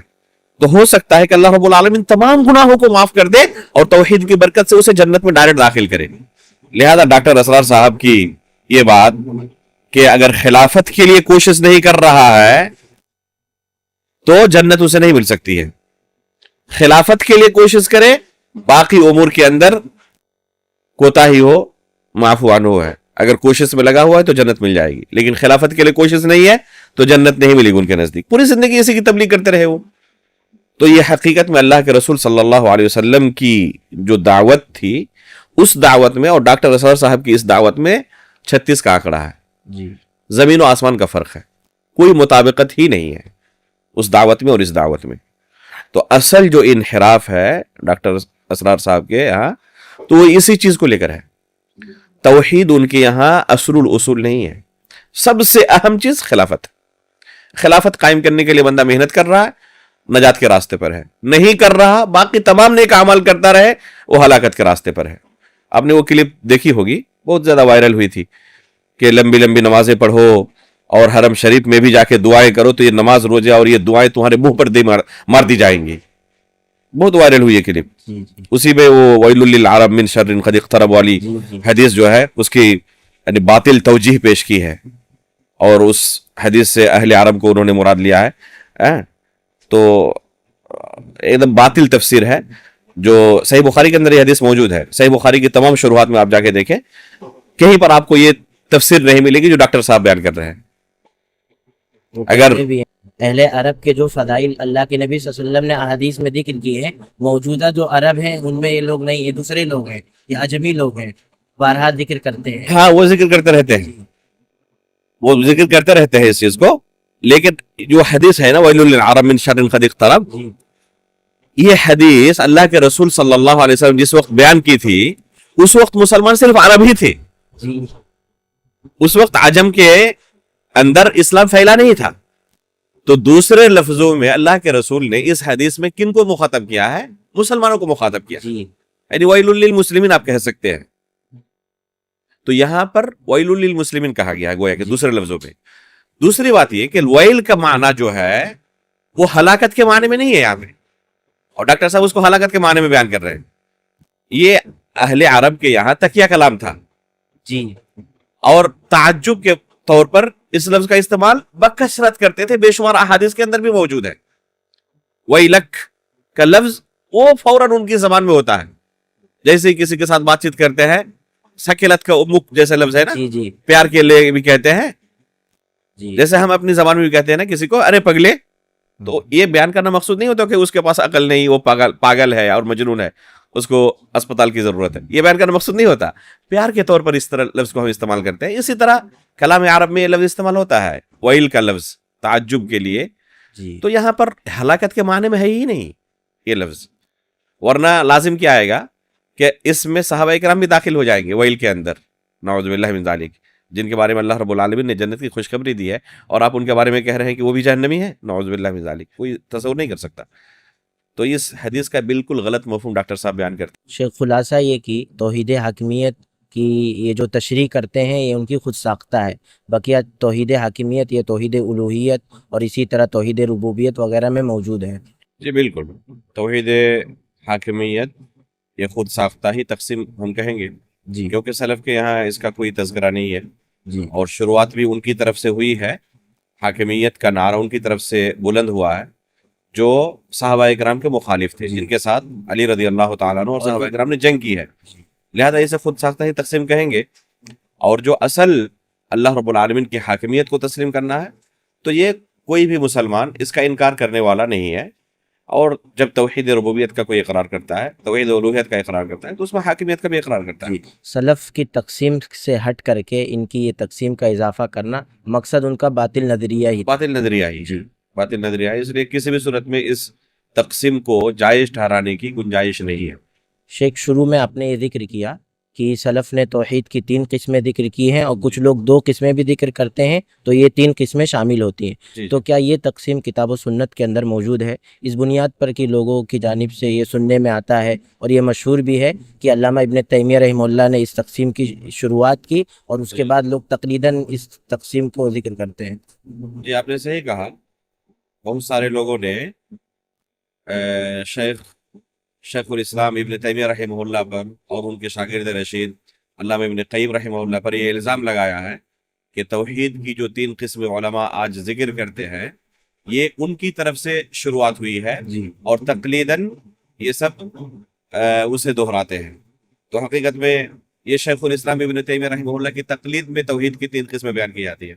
بلکہ آپ کو میں بتاؤں، کچھ لوگ اس حد تک بھی پہنچ گئے، اس انتہا تک پہنچ گئے، یہ کہنے لگے کہ جس طرح نصارہ کے یہاں تثلیث کا عقیدہ ہے نا، جو بالکل کفری عقیدہ ہے، کہتے ہیں کہ اسی طرح مسلمانوں کے یہاں توحید کی 3 قسم بیان کرنا ہے، یہ تثلیث کی طرح ہے، نعوذ باللہ من ذالک. یعنی اسے وہ کفری عقیدہ شمار کرنا چاہتے ہیں، اور یہ تاثر دینا چاہتے ہیں کہ جب ہم توحید کی 3 قسمیں بیان کریں گے تو گویا کہ ہم 3 اللہ کو مان رہے ہیں، نعوذ باللہ من ذالک. استاد محترم شیخ عبد الرزاق البدر حفظہ اللہ نے اس باطل نظریے کی تردید کے لیے ایک مستقل کتاب لکھی ہے، القول السدید فی الرد علی من انکر تقسیم التوحید. جی تو شیخ نے اس کتاب میں، وہ تقریباً 100 صفحے سے زائد کی کتاب ہے، مفصل کتاب ہے، تقریباً شاید 150 صفحے کی کتاب ہوگی. تو اس کتاب میں شیخ نے بالتفصیل ذکر کیا ہے کہ یہ تہمت بالکل باطل ہے. شیخ الاسلام ابن تیمیہ رحمہ اللہ کی طرف سے یہ ایجاد نہیں ہے، جی بلکہ ان سے کافی پہلے سلف کے یہاں یہ چیز معروف تھی. بلکہ آپ پائیں گے ابن بطہ کے یہاں، اسی طرح ابن جریر الطبری کے یہاں، ابن مندہ کے یہاں، یہ ہمارے اسلاف ہیں جی جو بہت پہلے، زمانہ پہلے گزر چکے ہیں. جی آج سے 1000 سال، 1100 سال، 1200 سال پہلے جو دنیا سے گزر چکے ہیں، ان کے یہاں آپ پائیں گے وہ ذکر کرتے ہیں توحید کی 3 قسموں کا. تو یہ شیخ الاسلام ابن تیمیہ رحمہ اللہ کی طرف سے ایجاد کردہ نہیں ہے. ہاں، اب آپ سوال کر سکتے ہیں، یا آپ نے سوال میں پوچھا کہ کیا کتاب و سنت کے اندر اس طرح صراحت کے ساتھ ہے کہ توحید کی 3 قسمیں ہیں؟ جی تو کہیں پر آپ کو کتاب و سنت کے یہاں، علماء کے یہاں جو اصطلاحات موجود ہے نا، یہ چیز کتاب و سنت کے اندر اس صراحت کے ساتھ آپ کو نہیں ملے گی. علماء کرام نے کتاب و سنت کے نصوص سے تتبع اور استقراء کے بعد لوگوں کو سمجھانے کے لیے ان تقسیمات کا تذکرہ کیا ہے. یہ تقسیمات اگر کتاب و سنت کے نصوص سے ماخوذ ہے تو یہ برحق ہے، اور کتاب و سنت سے نصوص سے ماخوذ نہیں اور اس کے متصادم ہو تو باطل ہے. جیسے کہ ابھی ہم نے توحید حاکمیت کے بارے میں کہا کہ وہ باطل کیوں ہے؟ جی کیونکہ کتاب و سنت کے مفہوم سے وہ متصادم ہے. صحابہ اکرام نے تردید کیا تھا اس مفہوم پر، لہذا وہ باطل ہے۔ اگر متصادم نہیں ہے اور کتاب و سنت کے نصوص سے ماخوذ ہیں اور سلف اس پر متفق رہے تو باطل تقسیم نہیں ہے۔ آپ تجوید کے قواعد پر اتفاق رکھتے نہیں رکھتے؟ جی یہاں غنہ کرنا پڑے گا، یہاں مد کرنا پڑے گا۔ جی اگر کوئی پوچھے کہ قرآن و حدیث کے اندر کہاں دلیل موجود ہے کہ یہاں غنہ کرنا پڑے گا، یہاں مد کرنا پڑے گا، اور یہاں اس طرح کرنا پڑے گا، اور اس کی صفت یہ ہونی چاہیے، ظاہر سی بات ہے کہ نہیں اسے ثابت نہیں کر سکتے۔ لیکن کیا کوئی بھی بندہ ایسا ملے گا جو قاری کو آزادی دے دے کہ آپ کی مرضی، جہاں چاہے غنہ کرے، جہاں چاہے نہ کرے، جہاں چاہے مد کرے، جہاں چاہے مد نہ کرے؟ بلکہ یہ مخارج جو ہے، ضاد کا مخرج الگ ہے، ضا کا مخرج الگ ہے، زائی کا مخرج الگ ہے، ذال کا مخرج الگ ہے۔ اگر کوئی کہے کہ قرآن و حدیث کے اندر دکھاؤ مجھے کہ اس کو اسی طرح پڑھا جائے گا، اگر کوئی ذال کو ضاد پڑھنا چاہے، جیم کو ضاد پڑھنا چاہے، اجازت ملے گی؟ اسے نہیں ملے گی۔ کوئی زبر زیر کو بدلنا چاہے، اجازت ملے گی؟ اگر کہے کہ یہ تو آپ لوگوں کی اپنی طرف سے ایجاد کردہ چیز ہے نا، کہ فاعل کو رفع ہونا چاہیے، مفعول کو نصب ہونا چاہیے، حرف جر آ جائے یا مضاف الیہ ہو جائے تو وہ مجرور ہو جائے گا، تو آپ کی اپنی طرف سے میں اس کو نہیں مانتا، اور فاعل کو کسرہ دے، چلے گا؟ ظاہر سی بات ہے کہ کوئی قبول نہیں کر سکتا اسے۔ تو یہ چیز برحق ہے۔ اسی لیے ہم کہتے ہیں کہ منہج سلف کے مطابق چلنا واحد حل ہے نجات کا۔ اگر کوئی اس سے روگردانی کرے گا اور اپنی الگ سے کوئی راہ نکالے گا تو ظاہر سی بات ہے کہ کوئی عقل مند شخص اسے اجازت نہیں دے سکتا۔ جیسے کہ تجوید کے قواعد اور نحو کا اور صرف کے قواعد ہے، کوئی اجازت دے سکتا ہے؟ تو جب ان قواعد میں آپ کہتے ہیں کہ جو سلف صالحین نے بیان کیا ہے اس کے مطابق چلنا ضروری ہے غلطی سے بچنے کے لیے، تو اسی طرح ان نصوص کے جو معانی اور مفاہیم ہیں، تو ان معانی اور مفاہیم کو متعین کرنے کے لیے بھی سلف کے فہم کی ضرورت ہے ہمیں، اس کے بغیر ہم صحیح مفہوم اخذ نہیں کر سکتے۔ لہذا سلف نے کتاب و سنت کے نصوص سے استقراء اور تتبع کے بعد جب بیان کیا کہ توحید کی 3 قسمیں ہیں تو ہمیں تسلیم کرنا ہے۔ اس پر سلف کا اجماع رہا ہے، اور اس شیخ الاسلام ابن تیمیہ رحمہ اللہ کی اپنی ایجاد نہیں ہے، بلکہ جیسے کہ ہم نے ذکر کیا کہ قرون سے اس طرح کے نصوص چلے آ رہے ہیں۔ اور ابھی جس کتاب کا میں نے تذکرہ کیا شیخ عبدالرزاق البدر حفظہ اللہ کی القول السدید، اس کتاب کو پڑھے آپ کو تمام نصوص مل جائیں گے۔ تو یہ کوئی شیخ الاسلام کی طرف سے ایجاد کردہ نہیں ہے، یہ سلف کے یہاں معروف و مشہور چیز تھی کہ توحید کی 3 قسمیں۔ خلاصہ یہ کہ یہ تقسیمات نصوص سے ماخوذ کی گئی ہے، یہ نصوص کتاب و سنت سے ماخوذ ہے، اور اسی طرح یہ تقسیمات نئی ایجاد کردہ نہیں ہے بلکہ سلف سے یہ ثابت شدہ ہے، جیسا کہ ابھی علامہ ابن جریر طبری وغیرہ رحمہ اللہ کا نام لیا۔ جی ابن جریر طبری رحمہ اللہ نے، ابن مندہ رحمہ اللہ نے، ابن بطال اکبری رحمہ اللہ نے، ان تمام کے نصوص کے اندر موجود ہے یہ تقسیم۔ شیخ جیسے آپ نے ذکر کیا کہ توحید کی جب 3 قسمیں ہیں تو کلمہ شہادت کے اندر صرف توحید الوہیت کا ہی ذکر کیوں ہوتا ہے؟ جی بہت بہترین سوال ہے کہ توحید کی 3 قسمیں ہیں، جی کسی سے بھی آپ پوچھیں یہی ذکر کرے گا وہ، لیکن جس کلمے کو پڑھ کر ایک شخص اسلام کے اندر داخل ہوتا ہے تو وہ ہوتا ہے اشہد ان لا الہ الا اللہ، جی، واشہد ان محمدا عبدہ ورسولہ، اللہ کی وحدانیت کا اور رسول اللہ صلی اللہ علیہ وسلم کی رسالت کا وہ اقرار کرتا ہے۔ تو کلمہ لا الہ الا اللہ میں الہ کا معنی کیا ہے؟ معبود کی، معبود، تو اللہ رب العالمین کی عبادت صرف کی جائے گی، اس کا اقرار کرتا ہے کہ عبادت صرف اللہ کی جائے گی، اللہ رب العالمین ہی بس برحق معبود ہے، اس کے علاوہ کوئی برحق معبود نہیں ہے، سب کے سب باطل معبود ہے۔ تو یہاں توحید الوہیت کا ہی بس تذکرہ ہے، ربوبیت کا اور اسماء و صفات کا تذکرہ نہیں ہے۔ جی تو ظاہر سی بات ہے کہ سوال تو بہت وجیح ہے، واجب سوال ہے کہ جب توحید کی 3 قسمیں ہیں تو کلمہ شہادت میں صرف ایک کا اقرار کیوں؟ جی، اس کی وجہ یہ ہے کہ آپ کو ایک بندہ بھی دنیا میں ایسا نہیں ملے گا جو اللہ رب العالمین کی عبادت کرتا ہو اور اس کی ذات میں اسے شریک سمجھتا ہو۔ کوئی ملا آج تک؟ نہیں، جو اللہ رب العالمین کو اپنا رب نہ مانتا ہو لیکن اللہ کی خالص عبادت کرتا ہو۔ اس کے برعکس ہمیں بے شمار ملتے ہیں، آپ اس سے پوچھیں کہ خالق تمہارا کون ہے، کہے گا اللہ ہے، دنیا کون چلا رہا ہے، اللہ ہے، رزق کون دیتا ہے، اللہ ہے، اوپر والا کہتا ہے یا اللہ کہتا ہے۔ یہاں تک کہ مشرکین کے بارے میں آپ قرآن میں پڑھیں، اللہ رب العالمین نے ذکر کیا ہے، تو اس سے اگر پوچھو گے تمہیں کس نے پیدا کیا؟ تو وہ کہیں گے لا یقولون اللہ. تو مشرکین توحید ربوبیت کا اقرار کرتے تھے. تو یہ چیز تو موجود ہے کہ اللہ کی ربوبیت کا اقرار کرتے ہیں. اصل جو مطلوب ہے لوگوں سے اور جس میں انحراف پایا جاتا ہے وہ توحید الوہیت ہی ہے. اسی لیے بہت سارے علماء توحید کی تعریف میں صرف کیا کہتے ہیں؟ ایک اللہ کی عبادت کرنا، دوسرے اقسام کا تذکرہ نہیں کرتے. وجہ کیا ہے؟ کیونکہ وہ اپنے آپ داخل ہو جاتی ہیں. یہ ممکن ہی نہیں کہ کوئی خالص اللہ کی عبادت کرے، اس کے ساتھ کسی کو شریک نہ کرے اور وہ اس رب کو اپنا رب نہ مانتا ہو. یہ ممکن ہے؟ ناممکن ہے. یہ پھر شیخ ایسے لوگ دعوے بھی کرتے ہیں، اصل چونکہ اختلاف اسی میں ہے اس لیے اس کو تذکرہ کیا تھا. جی پھر شیخ یہ لوگ جو دعوے کرتے ہیں کہ ہم خالص اللہ کی عبادت کرتے ہیں، جبکہ توحید اسماء و صفات میں پھر وہ لوگ گمراہ کیوں جاتے ہیں؟ جی یہ چیز موجود ہے. میں ایک چیز اور بتاؤں آپ کو. ربوبیت کی جو تقسیم ہے نا، پہلی جو قسم ہے توحید کی، توحید ربوبیت، اس توحید میں مسلمان اور کافر کے درمیان، مشرک کے درمیان بہت سارے موقعوں پر ہو سکتا ہے کہ آپ فرق نہ کر سکیں، کیونکہ بہت سارے مشرکین بھی توحید ربوبیت کا اقرار کرتے ہیں.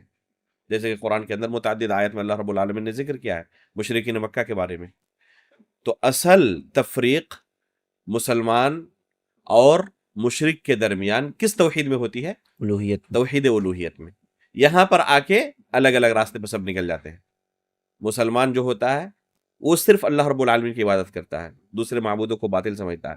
لیکن جو مشرک ہوتا ہے وہ عبادت کے موقع پر یا تو اللہ کی عبادت ہی سرے سے نہیں کرتا، یا کرتا بھی ہے تو اپنے معبودوں کو، باطل معبودوں کو شریک کرتا ہے. تو یہاں پر تفریق ہو جاتی ہے مشرکین سے مسلمانوں کی. لیکن جو کلمہ کا اقرار کر لیتے ہیں اور اسلام کے اندر داخل ہو جاتے ہیں تو ان میں سے تمام کے تمام لوگ اس توحید پر قائم نہیں رہتے، بلکہ بہت سارے ایسے اعمال کرتے ہیں جو اس کلمے کے منافی ہیں. حالانکہ اس کلمے کا اقرار کرتے ہیں اور اپنے آپ کو مسلمان ہونے کا دعویٰ کرتے ہیں، انکار نہیں کرتے. تو اصل ہم لوگوں کی تقسیم دنیا میں کیا رہیں گے؟ پہلی تقسیم کیا ہوگی؟ دو تقسیم ہوگی. کلمہ لا الہ کا اقرار کرنے والے، کلمہ لا الہ کا انکار کرنے والے. جو بھی انکار کرنے والے ہیں یہ سب کے سب کفار اور مشرکین ہیں علی الاطلاق. جی ہو سکتا ہے وہ مجوسی ہو سکتا ہے وہ نصرانی ہو سکتا ہے یہودی ہو سکتا ہے کہ ہندو ہو سکتا ہے جین ہو سکتا ہے سکھ ہو، کوئی بھی اس کا مذہب ہو، وہ کفار و مشرکین میں شمار ہوتے ہیں. تو ایک تو یہ طبقہ ہے جو کلمے کا اقرار کرتے ہی نہیں. دوسرا طبقہ کون ہے؟ جو اس کا اقرار کرتے ہیں. جی جو اقرار کرتے ہیں ان کے درمیان کیا سب کے سب اس کے تقاضے کو پورا کرتے ہیں؟ نہیں. بے شمار لوگ ایسے ہیں جو کلمے کا اقرار تو کرتے ہیں لیکن اس کلمے کے تقاضوں کو پورا نہیں کرتے. جی جیسے کہ صحابہ اکرام کے زمانے میں علی رضی اللہ تعالیٰ عنہ کے دور خلافت میں کچھ لوگ جو اپنے آپ کو مسلمان کہتے تھے، کلمے کا اقرار کرتے تھے، علی رضی اللہ تعالیٰ عنہ کے سامنے سجدے میں گر پڑے. تعجب کیا انہوں نے کہ یہ کیا ہے؟ تو انہوں نے کیا کہنا شروع کیا کہ آپ وہی ہیں، آپ وہی ہیں. وہی سے مراد آپ ہی اللہ ہیں. نعوذ باللہ من ذالک. 3 دن تک انہیں سمجھاتے رہے. جب نہیں مانا انہوں نے تو ان کو کیا سزا دی؟ زندہ جلا ڈالا. یہ علی رضی اللہ تعالیٰ عنہ کے زمانے میں ہو چکا ہے. خوارج کے ساتھ علی رضی اللہ تعالیٰ نے جنگ کی تھی. یہ سب کے سب کیا تھے؟ کلمہ توحید کا اقرار کرنے والے تھے. کلمہ توحید کا اقرار کرنے والے تھے. خوارج بلکہ اپنے آپ کو ہی سچا مسلمان سمجھتے ہیں، باقی سب کو کفار سمجھتے ہیں. تو کلمے کا اقرار کرنے والے ہیں. تو یہ جو ہیں کلمے کا اقرار کرنے والے ضروری نہیں ہے کہ اس کے تقاضے کو پورا کرتے ہوں. ان کے درمیان تفریق کس توحید سے ہوگی؟ توحید الوہیت. یہ توحید اسماء و صفات کے اندر جو تیسری تقسیم ہے. تو انحراف موجود ہوتا ہے اسماء و صفات کے اندر، لیکن اسماء و صفات کے باب میں جن کا ہے انحراف ہے نا، یہ کلمے کا اقرار کرنے والے ہیں. یہ کلمے کا اقرار کرنے والے ہیں. ایسا بھی ہو سکتا ہے کہ کلمے کے اقرار کرنے والوں کے یہاں توحید الوہیت میں بھی انحراف ہو. جی بہت سارے لوگ ہیں ہمارے ملک کے اندر ہی دیکھ لیں، بہت سارے لوگ ہیں جو کلمے کا اقرار کرتے ہیں لیکن اللہ تعالیٰ کے ساتھ شرک کرتے ہیں. دوسروں کے سامنے سجدہ ریز ہوتے ہیں، اپنے بزرگوں کے قبروں پر جاتے ہیں، ان پر چادریں چڑھاتے ہیں، سجدہ کرتے ہیں، ان سے اولادیں مانگتے ہیں. تو یہ سب کیا ہے؟ شرکیہ اعمال ہیں. جی کفار و مشرکین بھی جو چیز کرتے تھے اپنے معبودوں کے ساتھ، یہ بھی اپنے اولیاء کے ساتھ وہی عمل انجام دیتے ہیں. تو یہ توحید الوہیت کے اندر انحراف ہوا. جی حالانکہ یہ کلمے کا اقرار کرتے ہیں لیکن انحراف موجود ہے. تو یہ جو انحراف ہے یہ ان کو بسا اوقات بدعتی بناتے ہیں اور بسا اوقات دائرہ اسلام سے خارج بھی کر دیتے ہیں، بسا اوقات دائرہ اسلام سے خارج بھی کر دیتے ہیں۔ مثال کے طور پر اگر کوئی اللہ رب العالمین کے صفت کلام کا انکار کرے جی اور قرآن کو مخلوق کہے تو سلف صالحین کا اجماع ہے اس پر کہ وہ شخص کافر ہو جاتا ہے۔ جی جو بھی اللہ رب العالمین کے صفت کلام کا انکار کرے اور قرآن کو مخلوق کہے تو وہ کافر ہے۔ اور بہت سارے لوگ خصوصاً امام احمد بن حنبل رحمہ اللہ کے زمانے میں ان کو سزا دی گئی اس کفریہ عقیدے کو قبول نہ کرنے پر، تو لوگ دھڑلے سے اس کفری عقیدے کا اعلان کرتے تھے، یہاں تک کہ بادشاہ وقت کو بھی انہوں نے اسی عقیدے کا حامل کر لیا اور ان کو بھی اسی شبہے کے اندر گرفتار کر لیا اور اسی عقیدے کا پرچار کیا تھا بعد اب تک۔ تو یہ سب کے سب کیا تھے؟ مسلمان تھے، یعنی کلمے کا اقرار کرنے والے تھے، لیکن کیا تھے؟ ساتھ میں کفری عقیدہ بھی رکھنے والے تھے۔ تو یہ انحراف کلمہ لا الہ الا اللہ کا اقرار کرنے والوں میں بھی پایا جاتا ہے، اور یہ انحراف کبھی اسے بدعتی بناتا ہے اور کبھی اس کو دائرہ اسلام سے خارج بھی کر دیتا ہے۔ تو دیکھا جائے گا کہ اس کے عقائد کیا ہے، اس پر حجت قائم ہوئی ہے نہیں ہوئی ہے، کس درجے کی بدعت ہے، یا دائرہ اسلام سے خارج اگر ہے تو کیا متعینہ طور پر اسے کہہ سکتے ہیں یا عمومی طور پر اس پر اس کے عمل پر حکم لگائیں گے، یہ تفصیل الگ جگہ پر ہے۔ شیخ یہ توحید اسماء و صفات کے باب میں جو منحرف ہیں کیا انہیں موحد نہیں کہا جائے گا؟ ملحد، توحید موحد موحد جو اسماء و صفات کے باب میں منحرف ہے، منحرف ہیں انہیں کیا انہیں موحد نہیں کہا جائے گا؟ جی بالکل موحد نہیں کہا جائے گا۔ یعنی توحید جو اللہ رب العالمین نے ہم سے طلب کیا ہے، جی جو مطلوب ہے وہ کیا ہے کہ اللہ رب العالمین نے جو اپنے بارے میں بیان کیا ہے، اپنے بارے میں اللہ رب العالمین نے جو قرآن کریم کے اندر بیان کیا ہے، یا اللہ کے رسول صلی اللہ علیہ وسلم نے اللہ رب العالمین کے بارے میں احادیث کے اندر بیان کیا ہے، ان تمام چیزوں کو بغیر تعویل کیے ہوئے، بغیر تحریف کیے ہوئے اور بغیر اس کی کیفیت بیان کیے ہوئے، تشبیہ دیے ہوئے جی تسلیم کرنا، یہ توحید اسماء و صفات کہلاتا ہے۔ اب اگر کوئی شخص تسلیم نہیں کرتا، سرے سے انکار ہی کرتا ہے، اللہ رب العالمین کے صفات کا انکار کرتا ہے، جیسے کہ اللہ رب العالمین نے بیان کیا اپنے بارے میں الرحمن علی العرش استویٰ، اور وہ کہتا ہے کہ نہیں میں نہیں مانتا کہ اللہ رب العالمین عرش پر مستوی ہے، انکار کر دیا سرے سے۔ اللہ رب العالمین نے ذکر کیا اپنے بارے میں کہ اللہ رب العالمین کا وجہ ہے، چہرہ ہے، اللہ رب العالمین کی دو آنکھیں ہیں، اللہ رب العالمین کے ہاتھ ہیں دو، اللہ رب العالمین کے قدم ہے، کہہ رہا کہ میں نہیں مانتا۔ تو اگر کوئی شخص انکار کرے تو ظاہر سی بات ہے اس کا توحید کے اندر خلل ہے، اس کو موحد نہیں کہہ سکتے۔ اگر کوئی شخص اللہ رب العالمین کی صفات کا انکار کرتا ہے، اللہ رب العالمین کے اسماء کا انکار کرتا ہے، یا انکار نہیں کرتا بلکہ اللہ کے ساتھ دوسرے کو شریک کرتا ہے، یا اللہ کے ساتھ مخلوق کو تشبیہ دیتا ہے، جیسے بہت سارے لوگ آپ دیکھیں گے کہتے ہوئے اللہ کے رسول صلی اللہ علیہ وسلم کے بارے میں کہ اللہ کے رسول بھی علم غیب جانتے تھے، جی تو یہ اللہ رب العالمین کی صفت میں بندے کو شریک کرنا ہوا۔ بہت سارے لوگ اپنے اولیاء کے بارے میں عقیدہ رکھتے ہیں کہ وہ بھی ہمیں اولاد دے سکتے ہیں، جی حالانکہ یہب لمن یشاء اناثا ویہب لمن یشاء الذکور اللہ رب العالمین کی صفت ہے، الوہاب اللہ رب العالمین ہے۔ تو اگر اس صفت میں اللہ رب العالمین کے ساتھ دوسرے کو شریک کر رہا ہے تو موحد نہیں ہے، اس کے توحید کے اندر خلل ہے۔ موحد نہیں ہے کہنے کا معنی یہ ہے کہ عمومی طور پر ہم کہہ رہے ہیں کہ جو اللہ رب العالمین کے صفات میں یا اسماء میں انحراف کا شکار ہو تو وہ شخص موحد نہیں ہے، یہ عمومی حکم ہے۔ اگر وہ کلمے کا اقرار کر رہا ہے اور انحراف کا شکار ہے تو بالتعین اس پر کفر کا فتویٰ لگانا، تو یہ اس کے اصول اور ضوابط ہیں، شروط ہیں، اس کے موانع ہیں، ان تمام چیزوں کو دیکھنے کے بعد بالتعین کسی پر حکم لگایا جا سکتا ہے، اور یہ کام ہے علماء راسخین کا، بالتعین کسی پر حکم لگانے کا۔ عام لوگوں کے ہاتھ میں یہ نہیں ہے اور طلبہ علم کے ہاتھ میں بھی یہ نہیں ہے، جی تو ہم ضرور کہیں گے ہاں منحرف ہے، وہ توحید کے اندر کیا ہے؟ منحرف ہے، وہ واحد نہیں ہے۔ اگر توحید کے اندر یعنی توحید اسماء و صفات کے باب میں اگر کوئی شخص منحرف ہے تو موحد نہیں ہے، یہ عمومی حکم ہے ہمارا، خصوصی حکم نہیں ہے، اس کو ہم کافر متعینہ طور پر نہیں کہہ رہے ہیں۔ جی شیخ یہ عمومی طور پر توحید کی جب بات کی جاتی ہے تو عمومی جو ادلہ ہیں وہ توحید الوہیت ہی کے سلسلے میں، جیسے مرتے وقت یہ کہا گیا کہ جو لا الہ الا اللہ کا اعتراف کر لے گا وہ جنت میں داخل ہوگا. تو اگرچہ اس میں توحید الوہیت کا ذکر ہے لیکن توحید کی جو بقیہ اقسام ہیں وہ بھی شامل ہے. اس وجہ سے کہ آپ نے ذکر کیا کہ اگر ایک بندہ توحید اسماء و صفات کے باب میں گمراہ ہے تو اسے موحد نہیں کہیں گے اس بنیاد پر کہ توحید کی تینوں قسموں میں سے ایک قسم کے بارے میں انکار کر رہا ہے کا شکار ہے اس کو. جی بالکل. شیخ حافظ اللہ تعالیٰ نے انبیاء علیہ السلام کو کس مقصد کی تکمیل کے لیے بھیجا اور دعوت توحید کے بارے میں ان کا کیا کردار تھا؟ خود اللہ رب العالمین نے قرآن کریم کے اندر بیان کر دیا ہے کہ اللہ رب العالمین نے کس مقصد کے لیے بھیجا تھا انبیاء کرام کو. وَلَقَدْ بَعَثْنَا فِي كُلِّ أُمَّةٍ رَسُولًا أَنِ اعْبُدُوا اللَّهَ وَاجْتَنِبُوا الطَّاغُوتَ. صاف لفظوں میں اللہ تعالیٰ نے بیان کر دیا ہے کہ انبیاء کرام کو اللہ رب العالمین نے دعوت توحید کے ساتھ بھیجا تھا. ایک اللہ کی عبادت کرو اور طاغوت سے اجتناب کرو. یہی کلمہ لا الہ الا اللہ کا معنی ہے. لا الہ الا اللہ, اللہ رب العالمین کے سوا کوئی برحق معبود نہیں ہے. اس کے علاوہ جتنے بھی معبود ہیں سب کے سب باطل ہیں. تو اسی چیز کا اقرار کرتا ہے بندہ, اعبدوا اللہ واجتنبوا الطاغوت. اور اسی دعوت کے ساتھ انبیاء کرام کو اللہ رب العالمین نے تمام انبیاء کو بھیجا. وَلَقَدْ بَعَثْنَا فِي كُلِّ أُمَّةٍ. تو تمام انبیاء کی دعوت یہی دعوت توحید تھی. صاف لفظوں میں اللہ تعالیٰ نے بیان کر دیا.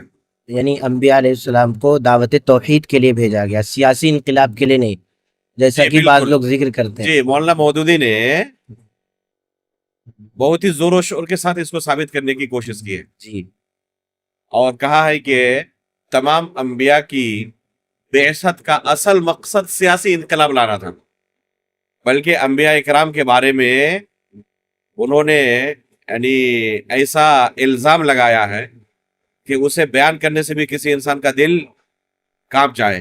جی, ذکر کیا ہے کہ جس مقصد کے لیے انبیاء اکرام کو بھیجا گیا تھا اس میں سے اکثر و بیشتر انبیاء کامیاب نہیں ہو سکے, نعوذ باللہ من ذالک, بلکہ چند گنتی کے انبیاء اکرام ہیں جنہوں نے اس میں کامیابی حاصل کی. کچھ لوگ راستے میں رہے, اسی کوشش میں لگے رہے سیاسی انقلاب میں. جی, کچھ ہلکی پھلکی کامیابی ملی, کسی نے زمین ہموار کی, اور اللہ کے رسول صلی اللہ علیہ وسلم انتہا تک پہنچے, کامیابی حاصل کی, اور ایک نبی کا تذکرہ کیا. جی, باقی انبیاء اکرام کیا ہوئے, جس مقصد کے لیے بھیجا گیا تھا سیاسی انقلاب کے لیے, سیاسی انقلاب نہیں لا سکے, نعوذ باللہ من ذالک. تو یہ انبیاء کی سیرت کے اوپر بہت بڑا الزام ہے, بہت بڑی تہمت ہے, اور حقیقت میں کوئی اس تہمت کی گہرائی تک پہنچے تو کبھی بھی اسے قبول نہیں کر سکتا انبیاء اکرام کے بارے میں, کہ کوئی یہ کہے کہ اللہ رب العالمین نے جس مقصد کے لیے انہیں بھیجا تھا اس میں ناکام رہ گئے, نعوذ باللہ من ذالک. ایمان بالرسل کے تقاضوں میں سے یہ ہے کہ ایک بندہ اس بات پر ایمان لائے کہ اللہ رب العالمین نے انبیاء اکرام کو جس دعوت کے ساتھ بھیجا تھا, جو ذمہ داری انہیں دی تھی, اس ذمہ داری کو کما حقہ انہوں نے ادا کر دیا ہے. لوگوں تک اللہ کی شریعت کو اسی طرح پہنچا دیا ہے جس طریقے سے اللہ رب العالمین نے انہیں دی تھی. اپنی ڈیوٹی انہوں نے کما حقہ ادا کر دی ہے, ذرہ برابر اس میں کوئی کوتاہی نہیں کی ہے, اس کے اندر کوئی حذف و اضافہ نہیں کیا ہے. تو انبیاء اکرام اپنی جگہ پر کامیاب رہے. جی شیخ, یہ سیاسی انقلاب سے کیا مراد لیتے ہیں وہ لوگ؟ سیاسی انقلاب سے مراد یہی ہے, لفظ واضح ہے, یعنی آپ کو کیا کرنا ہے, کسی طریقے سے حکومت حاصل کرنی ہے. جی, یعنی وہی توحید حاکمیت. ہاں, وہی توحید حاکمیت کا. اس لیے کیا کہتے ہیں کہ خوارج نے علی رضی اللہ تعالیٰ عنہ کے زمانے میں جو نعرہ بلند کیا تھا نا, آج کے دور میں جماعت اسلامی والے اسی کو پروموٹ کر رہے ہیں. اسی لیے خوارج قدیم اور خوارج جدید کہا جاتا ہے. وہ قدیم خوارج تھے اور یہ آج کے جدید دور کے خوارج ہیں.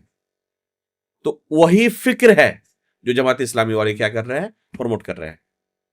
فکر وہی ہے, فکر پرانی ہے, فکر کوئی نئی نہیں ہے. جی, خوارج نے علی رضی اللہ تعالیٰ کے زمانے سے اس کو ڈھویا ہوا ہے اپنے سر پر, اور آج اسی لقمے کو یہ کیا کرتے ہیں, چباتے ہیں, اور اس چبائے ہوئے لقمے کو لوگوں کے سامنے پیش کرتے ہیں. تو یہ حقیقت میں کوئی نئی فکر نہیں ہے, بہت پرانی فکر ہے, اور اس کی خباثت ہم دیکھ چکے ہیں تاریخ کے اندر کہ کس قدر انہوں نے مسلمانوں کا خون بہایا, اور کس قدر اللہ کے رسول صلی اللہ علیہ وسلم نے ان کی مذمت بیان کی ہے. اگر میں اللہ کے رسول صلی اللہ علیہ وسلم نے کیا بیان کیا کہ اگر میں ان کو پا لیا تو کیا کروں گا؟ لاقتلنہم قتل عاد و ثمود، کہ جو لوگ مسلمانوں کا اس طرح خون بہائیں گے اور اس طرح مسلمانوں کی تکفیر کریں گے، حالانکہ ان کی صفت اللہ کے رسول نے کیا بیان کی تھی کہ تم اپنی عبادت کو ان کے سامنے حقیر سمجھو گے، وہ قرآن تو پڑھیں گے لیکن ان کے حلق سے نیچے نہیں اترے گا، دین سے اسی طرح نکل جائیں گے جس طرح کے تیر کمان سے نکل جاتا ہے۔ تو خوارج کی بہت ساری صفات اللہ کے رسول نے بیان کی ہے، تو ان کے بارے میں کیا کہا کہ اگر میں ان کو پا لیا تو عاد و ثمود کی طرح قتل کروں گا۔ تو یہ مذمت ان کی بہت زیادہ بیان ہوئی ہے۔ یہ فکر بہت ہی خطرناک فکر ہے جو اپنے ہی مسلمان بھائیوں کو دین سے خارج سمجھتی ہے اور سب کو کافر سمجھتی ہے۔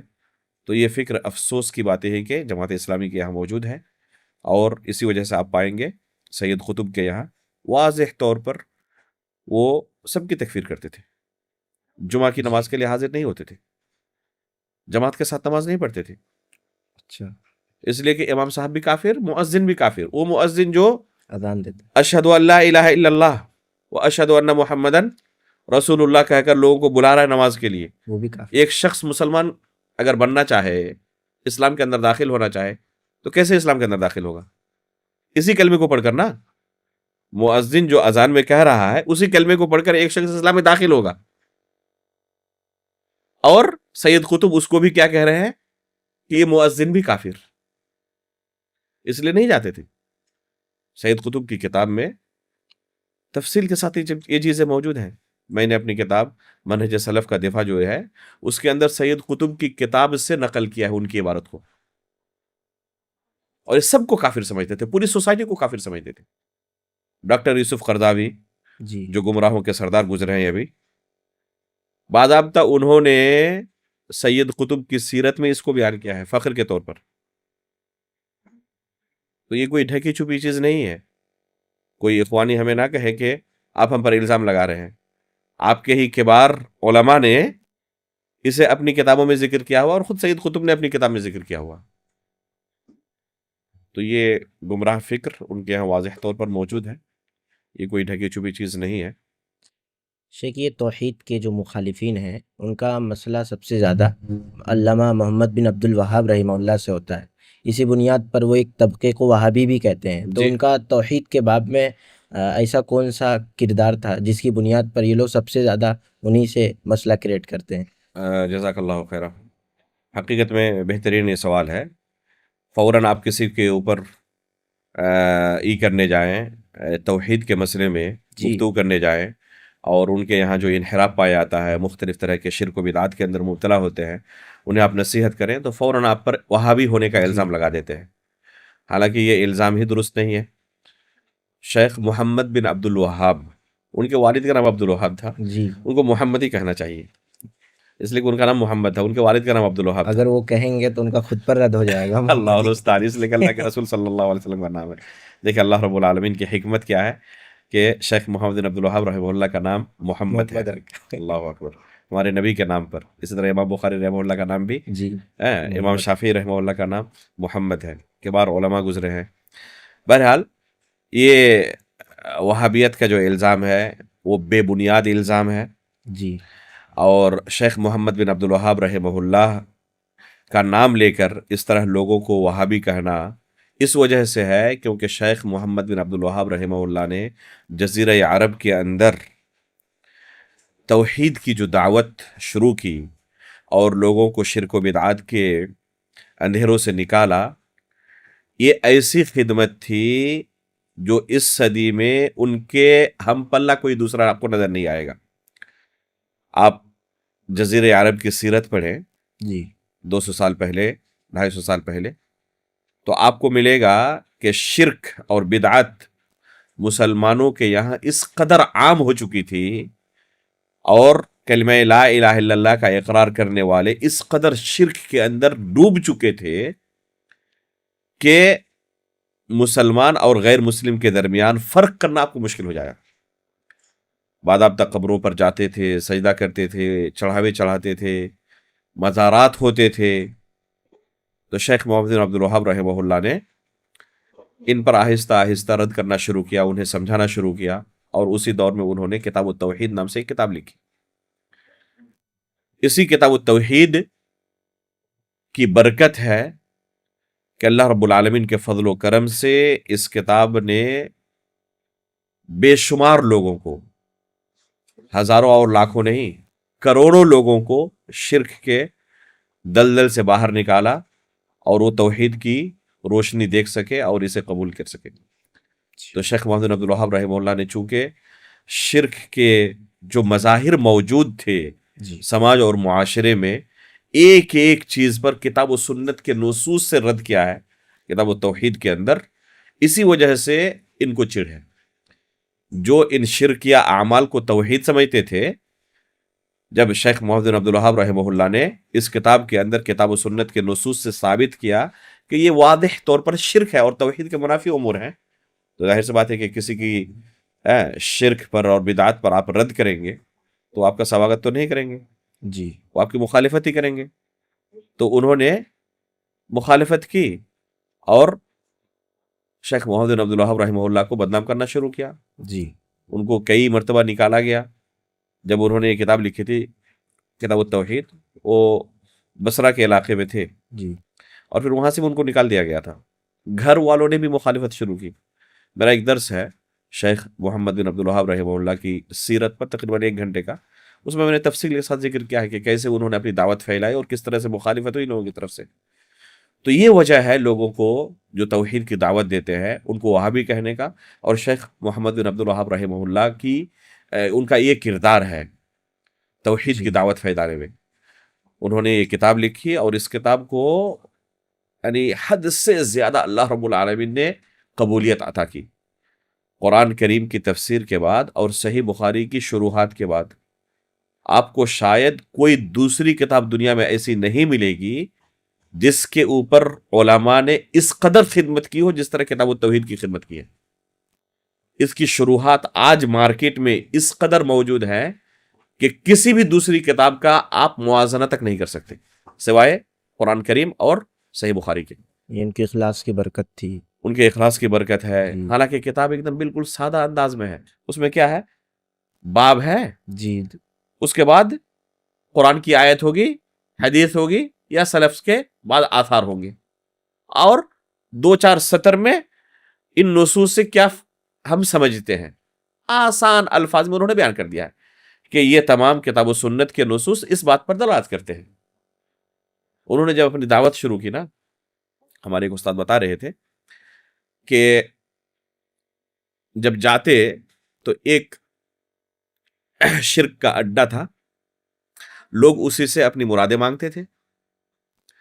تو شیخ شروع میں جب وہاں سے گزرتے تو کس طریقے سے لوگوں کو حکمت کے ساتھ انہوں نے توحید کی طرف بلایا۔ ان کے سامنے صرف ایک جملہ کہتے، اللہ خیر من ھذا، بس، اور کچھ نہیں۔ کوئی ایسا ہوگا جو اپنے آپ کو مسلمان بھی کہتا ہو وہ اس کا انکار کر دے؟ صرف کہتے اللہ خیر من ھذا، جن سے تم مانگ رہے ہو نا اللہ رب العالمین ان سے بہتر ہے، تو ان سے نہ مانگ کر اللہ رب العالمین سے مانگو۔ تو جب بار بار یہ جملہ ان کے سامنے دہرانے لگے تو ان کو ذرا ہی ہوا کہ بار بار اس چیز کو ہمارے سامنے کیوں کہتے ہیں۔ تب انہیں سمجھ میں آیا کہ توحید کا تقاضا کیا ہے، کہ جب ہم مانتے ہیں کہ اللہ رب العالمین بہتر ہے تو بہتر کو چھوڑ کر، افضل کو چھوڑ کر مفضول کے پیچھے کیوں پڑے ہوئے ہیں؟ جو چیز ان سے مانگ رہے ہیں وہی چیز اللہ سے مانگ لیں۔ تو اس طریقے سے لوگوں کو انہوں نے سوچنے پر مجبور کیا اور حکمت کے ساتھ اپنی دعوت پھیلائی، اور اللہ رب العالمین نے اخلاص کی برکت دی اور لوگوں تک یہ دعوت پہنچی، اور آج بھی الحمدللہ گھر گھر میں یہ کتاب موجود ہے اور اس کا اثر ہم دنیا میں کونے کونے میں دیکھ رہے ہیں۔ ایک واقعہ ذکر کروں، جی ہندوستان کے ہی ایک عالم دین کا، وہ اپنے درس میں جب ختم کرتے، بہت بڑے عالم دین ہیں، اپنا درس ختم کرتے تو دعائیہ کلمات میں شیخ محمد بن عبد الوہاب رحمہ اللہ پر لعنت اور بد دعا ضرور کرتے۔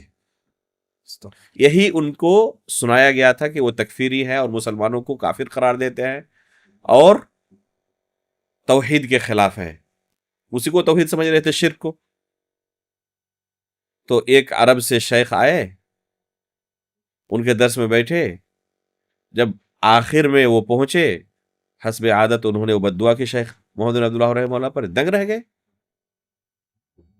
کہ ان کے ذہن میں کس نے یہ زہر ڈالا ہے کہ شیخ محمد بن عبد الوہاب رحمہ اللہ اس طرح ہے. انہوں نے ان کو ڈائریکٹ کچھ نہیں کہا، ان کے سامنے یہی کتاب التوحید بس اس کا غلاف پھاڑ کر ان کے سامنے رکھ دیا. انہوں نے کتاب پڑھی، دیکھا تو پوچھا کہ کن کی کتاب ہے؟ آپ ہی بتائیں کن کی کتاب ہو سکتی ہے. کہہ رہے کہ اس اسلوب میں امام بخاری کے علاوہ کوئی نہیں لکھ سکتا. جو اسلوب اس کتاب کا ہے وہ بالکل امام بخاری کے اسلوب کی طرح ہے. اور حقیقت میں آپ دیکھیں کتاب التوحید اور صحیح بخاری کا اسلوب بالکل اسی طرح. امام بخاری ترجمہ الباب قائم کرتے ہیں، اس کے بعد سلف کے آثار یا تو ذکر کرتے ہیں، قرآن کی آیت ذکر کرتے ہیں، یا اللہ کے رسول کی کوئی حدیث معلقاً ذکر کرتے ہیں، اور اس کے بعد پھر حدیث رسول اپنی سند سے بیان کرتے ہیں. تو وہی طرز ہے کتاب التوحید کا بھی. کہ اس طرز پر اس اسلوب پر امام بخاری ہی لکھ سکتے ہیں، اور لگ رہا ہے کہ امام بخاری کا اسلوب ہے یہ. تو پھر ان کے سامنے بیان کیا کہ یہ وہی شخص ہے جن کے بارے میں آپ بد دعا کرتے ہیں کلاس کا آخر میں. شیخ محمد بن عبد الوہاب رحمہ اللہ اس کے مؤلف ہیں. تو انہوں نے بہت افسوس کیا، بہت معذرت کی، اور اس کے بعد سے اس دن سے انہوں نے شیخ رحمہ اللہ پر بد دعا کی جگہ دعائیں کرنا شروع کی. تو بہت سارے لوگوں کو اس طریقے سے اس کتاب نے گمراہی کے دلدل سے ہدایت کی طرف لایا ہے. بہت سارے لوگ جو غلط فہمی کے شکار تھے ان کے ذہن سے غلط فہمیوں کو دور کیا. شیخ اسی طرح ایک سوال کہ جو توحید الوہیت کا کلمہ ہے، لا الہ الا اللہ محمد الرسول اللہ، اور اسی طرح کلمہ جو شہادت ہے اس میں بھی اللہ کے نبی صلی اللہ علیہ وسلم کے بندے اور اسی طرح رسول ہونے کی بات کی گئی. جبکہ ایمان کی جب بات کی جاتی ہے تو اس میں انبیاء کے ایمان کی بات کہی جاتی ہے، اس میں اللہ کے نبی صلی اللہ علیہ وسلم بھی شامل ہیں. تو اس کے باوجود بھی کلمہ توحید میں یا کلمہ شہادت میں اللہ کے نبی صلی اللہ علیہ وسلم کا کیوں ذکر ہے؟ اور یہ سوال اس وجہ سے بھی آیا ذہن میں کہ ایک ڈاکٹر ذاکر نائک ہیں، ان کے بیان سے کہیں نہ کہیں یہ بو آتی ہے کہ اگر اللہ کے نبی صلی اللہ علیہ وسلم پر ایمان نہ ہو تب بھی ایک بندہ کامیاب ہو جائے گا. بو نہیں آتی بلکہ صراحت کے ساتھ کہا ہے. جی نہیں، جو لوگ انکار کرتے ہیں وہ لوگ کہتے ہیں کہ صراحت نہیں ہے. ڈاکٹر صاحب سے کہ اگر کوئی اللہ رب العالمین کی وحدانیت کا اقرار کرتا ہے اور اس کے ساتھ شرک نہیں کرتا، جی اللہ رب العالمین کی وحدانیت کا اقرار کر رہا ہے، اس کے ساتھ بالکل شرک نہیں کرتا، لیکن اللہ کے رسول کی رسالت کا اقرار نہیں کرتا، تو کیا ایسا شخص بھی جنت جا سکتا ہے؟ تو ڈاکٹر صاحب نے یہ نہیں کہا کہ اس کے جنت جانے کا کوئی چانس نہیں ہے، کیونکہ کافر ہے نا وہ، جبکہ حقیقت یہی ہے وہ کافر ہے. جی، اور کافر کبھی بھی جنت نہیں جا سکتا، کافر کبھی بھی جنت نہیں جا سکتا ہے.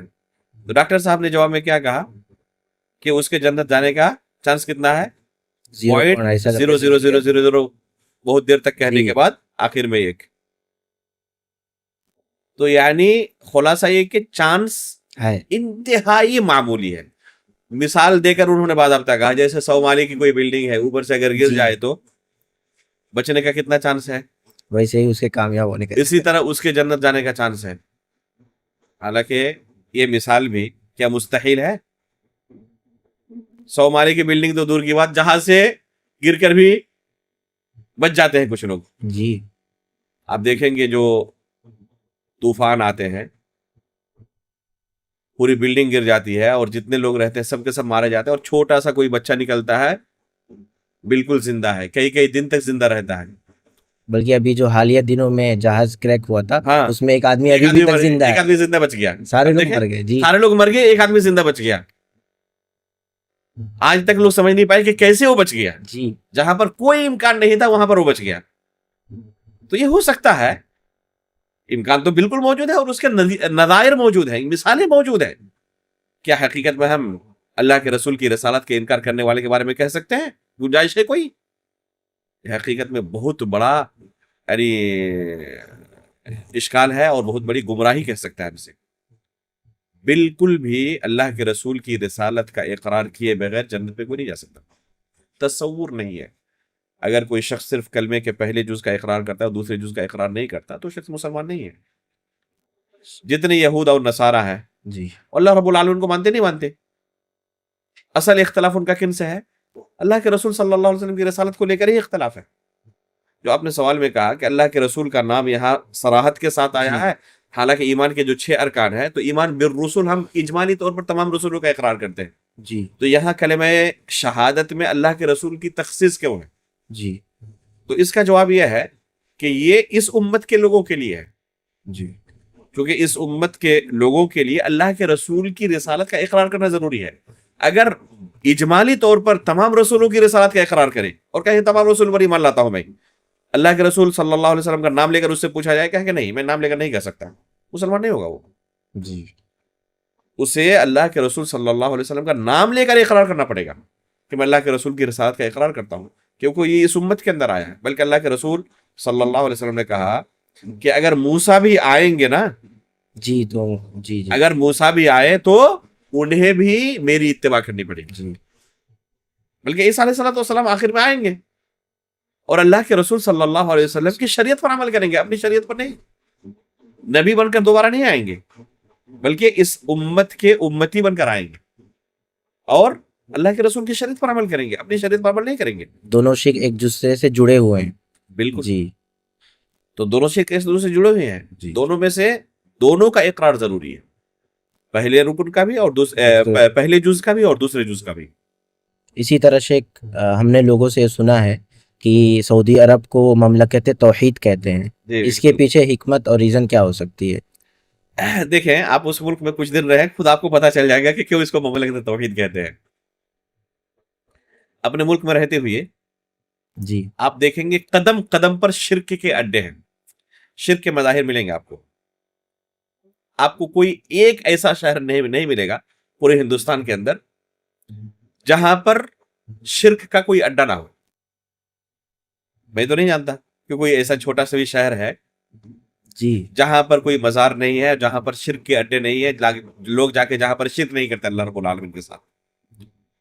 لیکن پورا سعودی عرب ایک کونے سے لے کر دوسرے کونے تک آپ دنوں رات ڈھونڈ ڈھونڈ کر مر جائیں گے، لیکن آپ کو کوئی شرک کا اڈا آپ کو نہیں ملے گا پورے ملک کے اندر۔ صرف مکہ اور مدینے کی بات نہیں ہے، پورے ملک کے اندر کہیں بھی آپ کو شرک کا کوئی اڈا نہیں ملے گا جہاں پر اللہ رب العالمین کے علاوہ کسی دوسرے کی عبادت کی جاتی ہے۔ اللہ رب العالمین کی توحید کے اندر لوگ کیا کرتے ہو؟ خلل کے شکار ہو، اللہ رب العالمین کی توحید کے اندر انحراف کے شکار ہو۔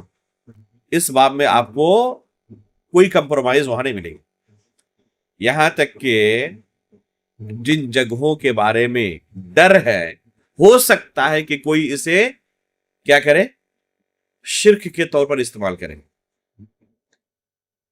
تو وہاں پر بھی سخت نگرانی ہوتی ہے۔ جیسے اللہ کے رسول صلی اللہ علیہ وسلم کی قبر ہے، شہدائے احد کی قبر ہے، بقیع الغرقد کے اندر دفن ہونے والے جو صحابہ کرام تابعین اور آج کے زمانے تک کے لوگوں کی قبریں ہیں۔ ہمارے ملک کے جو حجاج اور معتمرین جاتے ہیں، چونکہ ان کی گھنٹی میں پڑا ہوا ہے شرک کرنا، جب تک یہ چومنا چاٹنا شروع نہ کرتے تب تک ان کو چین نہیں آتا، جی تو وہاں پر بھی جا کر کوشش کرتے ہیں، جو عادت پڑی ہوئی ہے نا وہاں پر بھی جا کر کوشش کرتے ہیں۔ بلکہ اپنی آنکھوں سے میں نے دیکھا، تھوڑا سا ان کو موقع ملا پولیس والے کی یا وہاں پر دعوتی امور میں جو مامور ہیں ان کی نظر ہٹی، حاجی صاحب فوراً سجدے میں گر پڑے قبر کے سامنے، قبر رسول کے سامنے یا بقیع الغرقد کے اندر۔ باضابطہ بعض لوگ قبر کو سامنے رکھ کر نماز شروع کر دیتے ہیں، اگر ان کو چھوڑ دیا جائے تو باضابطہ اسی طرح اس کو بھی بنا لے، اس ملک کو بھی جس طرح اپنے ملک کو بنائے ہوئے ہیں۔ لیکن اللہ کا فضل و کرم ہے، وہاں کی حکومت توحید کے معاملے میں حد سے زیادہ سیریس ہے، اس میں کسی طرح کی کوئی کمپرومائز نہیں، توحید کے معاملے میں کمپرومائز نہیں کر سکتے۔ حالانکہ وہاں پر اللہ کے رسول کی قبر ہے، ابو بکر صدیق عمر فاروق رضی اللہ تعالیٰ عنہما کی قبر ہے، صحابہ اکرام کی قبریں ہیں۔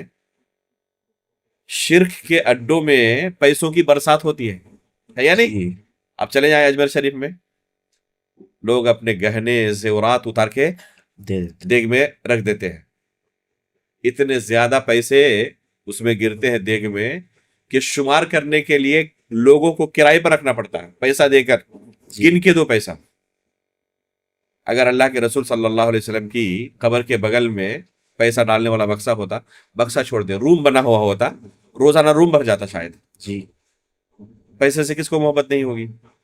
سعودی عرب کی حکومت کو پیسے کی ضرورت نہیں ہے, انہیں محبت نہیں ہے, ظاہر سی بات ہے ہر کہ وہ کسی جی توڑ محنت کرتے ہیں جی حلال رزق کے لیے, تو یہاں تو آسانی کے ساتھ موقع مل جاتا. بلکہ ایک صاحب کہہ رہے تھے کہ سعودی حکومت پاگل ہے, بس اگربتی کا ہی بزنس شروع کر دینا تو پیٹرول کی تجارت دوسرے نمبر پہ چلی جائے گی, اگربتی کی تجارت ایک نمبر پہ آ جائے گی. پیٹرول سے زیادہ انکم ان کو اگربتی سے ہو جائے گا.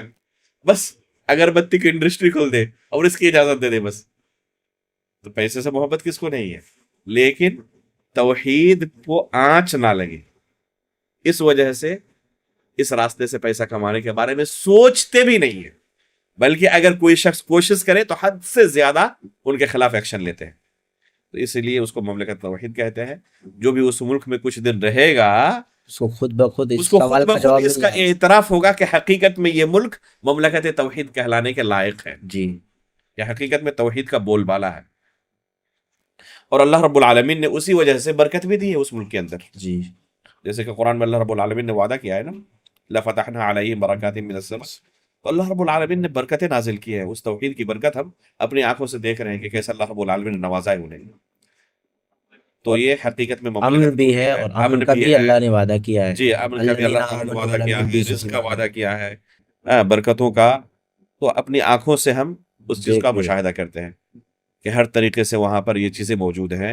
تو حقیقت میں وہ مملکت توحید کہلائے جانے کے لائق ہے, اور وہی ایک ملک ہے آپ کہہ سکتے ہیں, یا اس کے آس پاس کے جو ممالک ہیں, جی کہ یہ ممالک ایسے ہیں جو شرک کے اڈوں سے اللہ کے فضل و کرم سے پاک ہے. دوسرے عرب ممالک بھی جو ہیں اس کے آس پاس کے جیسے خلیجی ممالک آپ کہیں, تو وہاں پر بھی آپ کو شرک کے تعلق سے یہی تقریباً ملے گا. لیکن جس قدر سعودی حکومت حساس ہے اس قدر حساس آپ کو نہیں ملے گا. یعنی اگر کوئی شرک کر رہا ہے تو ایسا نہیں کہ اس کے اوپر اس طرح سختی رکھی جائے, پابندی لگائی جائے. بلکہ افسوس کی بات ہے کہ امارات کے اندر مندر بھی اب جی تعمیر ہونے جا رہی ہے. تو یہ تصور نہیں کر سکتے آپ سعودی عرب کے اندر کہ وہ شرک کی اجازت دیں گے یا شرک کے اڈوں کی اجازت دیں گے, یا کوئی زبردستی شرک کرنا چاہے اور وہ دیکھ رہے ہو تو اس کے خلاف ایکشن نہیں لیں گے. اس چیز کا آپ تصور نہیں کر سکتے, اسے وہ برداشت نہیں کریں گے. توحید پر آنچ آئے اسے برداشت نہیں کر سکتے وہ. تو حقیقت میں وہ مملکت توحید ہے. اسی طرح سے کہ یہ جو اللہ کے نبی صلی اللہ علیہ وسلم کی حدیث ہے کہ ایک بچہ فطرت اسلام پر پیدا ہوتا ہے یا توحید پر پیدا ہوتا ہے, تو یہ اس کا مواخذہ کب سے ہوگا؟ یعنی بلوغت کے بعد اگر وہ توحید کے منافی چیزیں کرتا ہے تب سے, یا اگر بلوغت سے پہلے مثال کے طور پر 4 سال کی عمر میں 5 سال کی عمر میں ابھی وہ بالغ نہیں ہوا ہے, اپنے والدین کے دین کی بنیاد پر وہ توحید کے مخالف چیزیں کرتا ہے, اسی حالت میں مر جائے تو بھی اس کا مواخذہ ہوگا؟ اس وجہ سے کہا جاتا ہے کہ ایک بچہ جب بالغ نہیں ہوتا ہے تو قلم سے مرفوع قلم رفع القلم عن ثلاث عن الصبي حتى يحتلم. اللہ کے رسول صلی اللہ علیہ وسلم نے کہا ہے کہ 3 لوگوں سے اللہ رب العالمین نے قلم کو کیا کیا اٹھا لیا ہے. جی ان میں سے پہلے نمبر پر کیا ہے, یا پہلے نمبر پر بھی نہ کہیں, 3 لوگ کون کون ہیں؟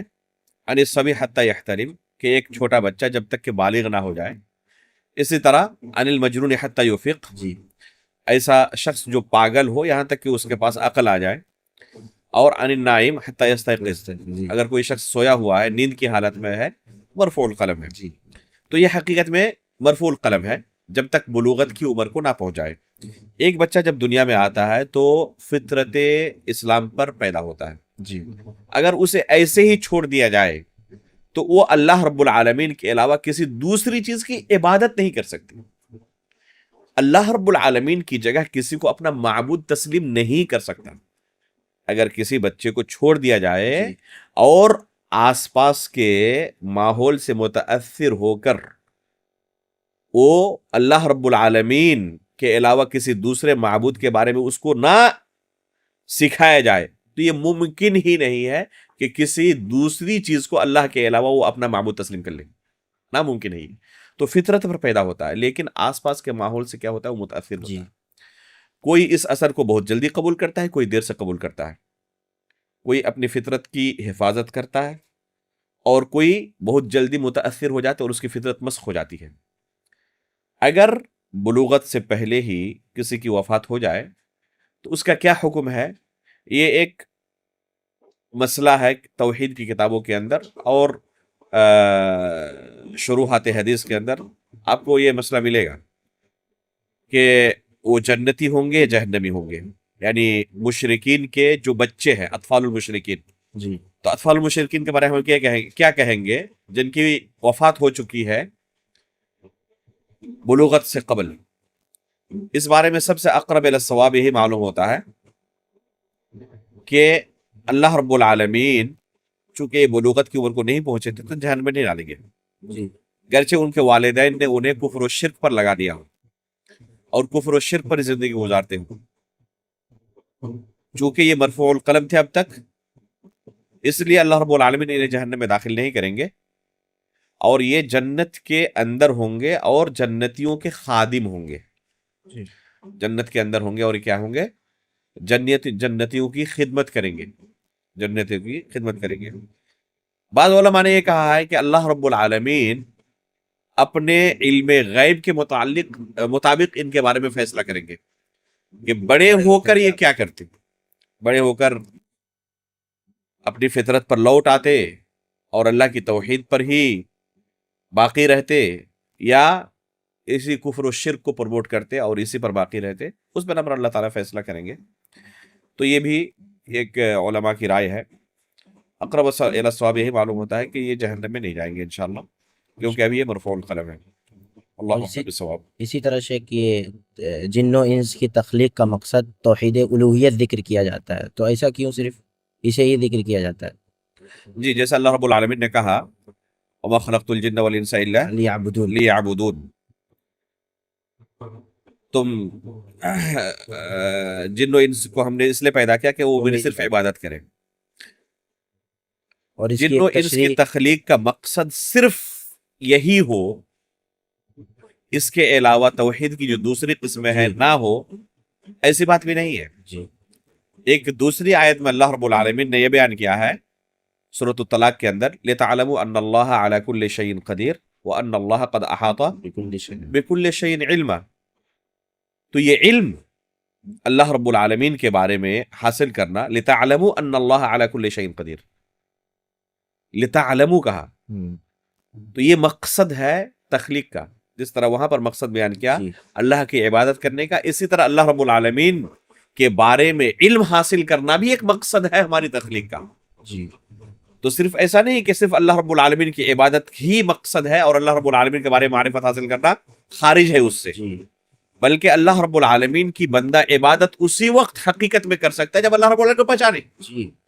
اگر کوئی اللہ رب العالمین کی معرفت ہی نہ رکھے تو کیا ممکن ہے کہ اللہ رب العالمین کی عبادت کرے گا؟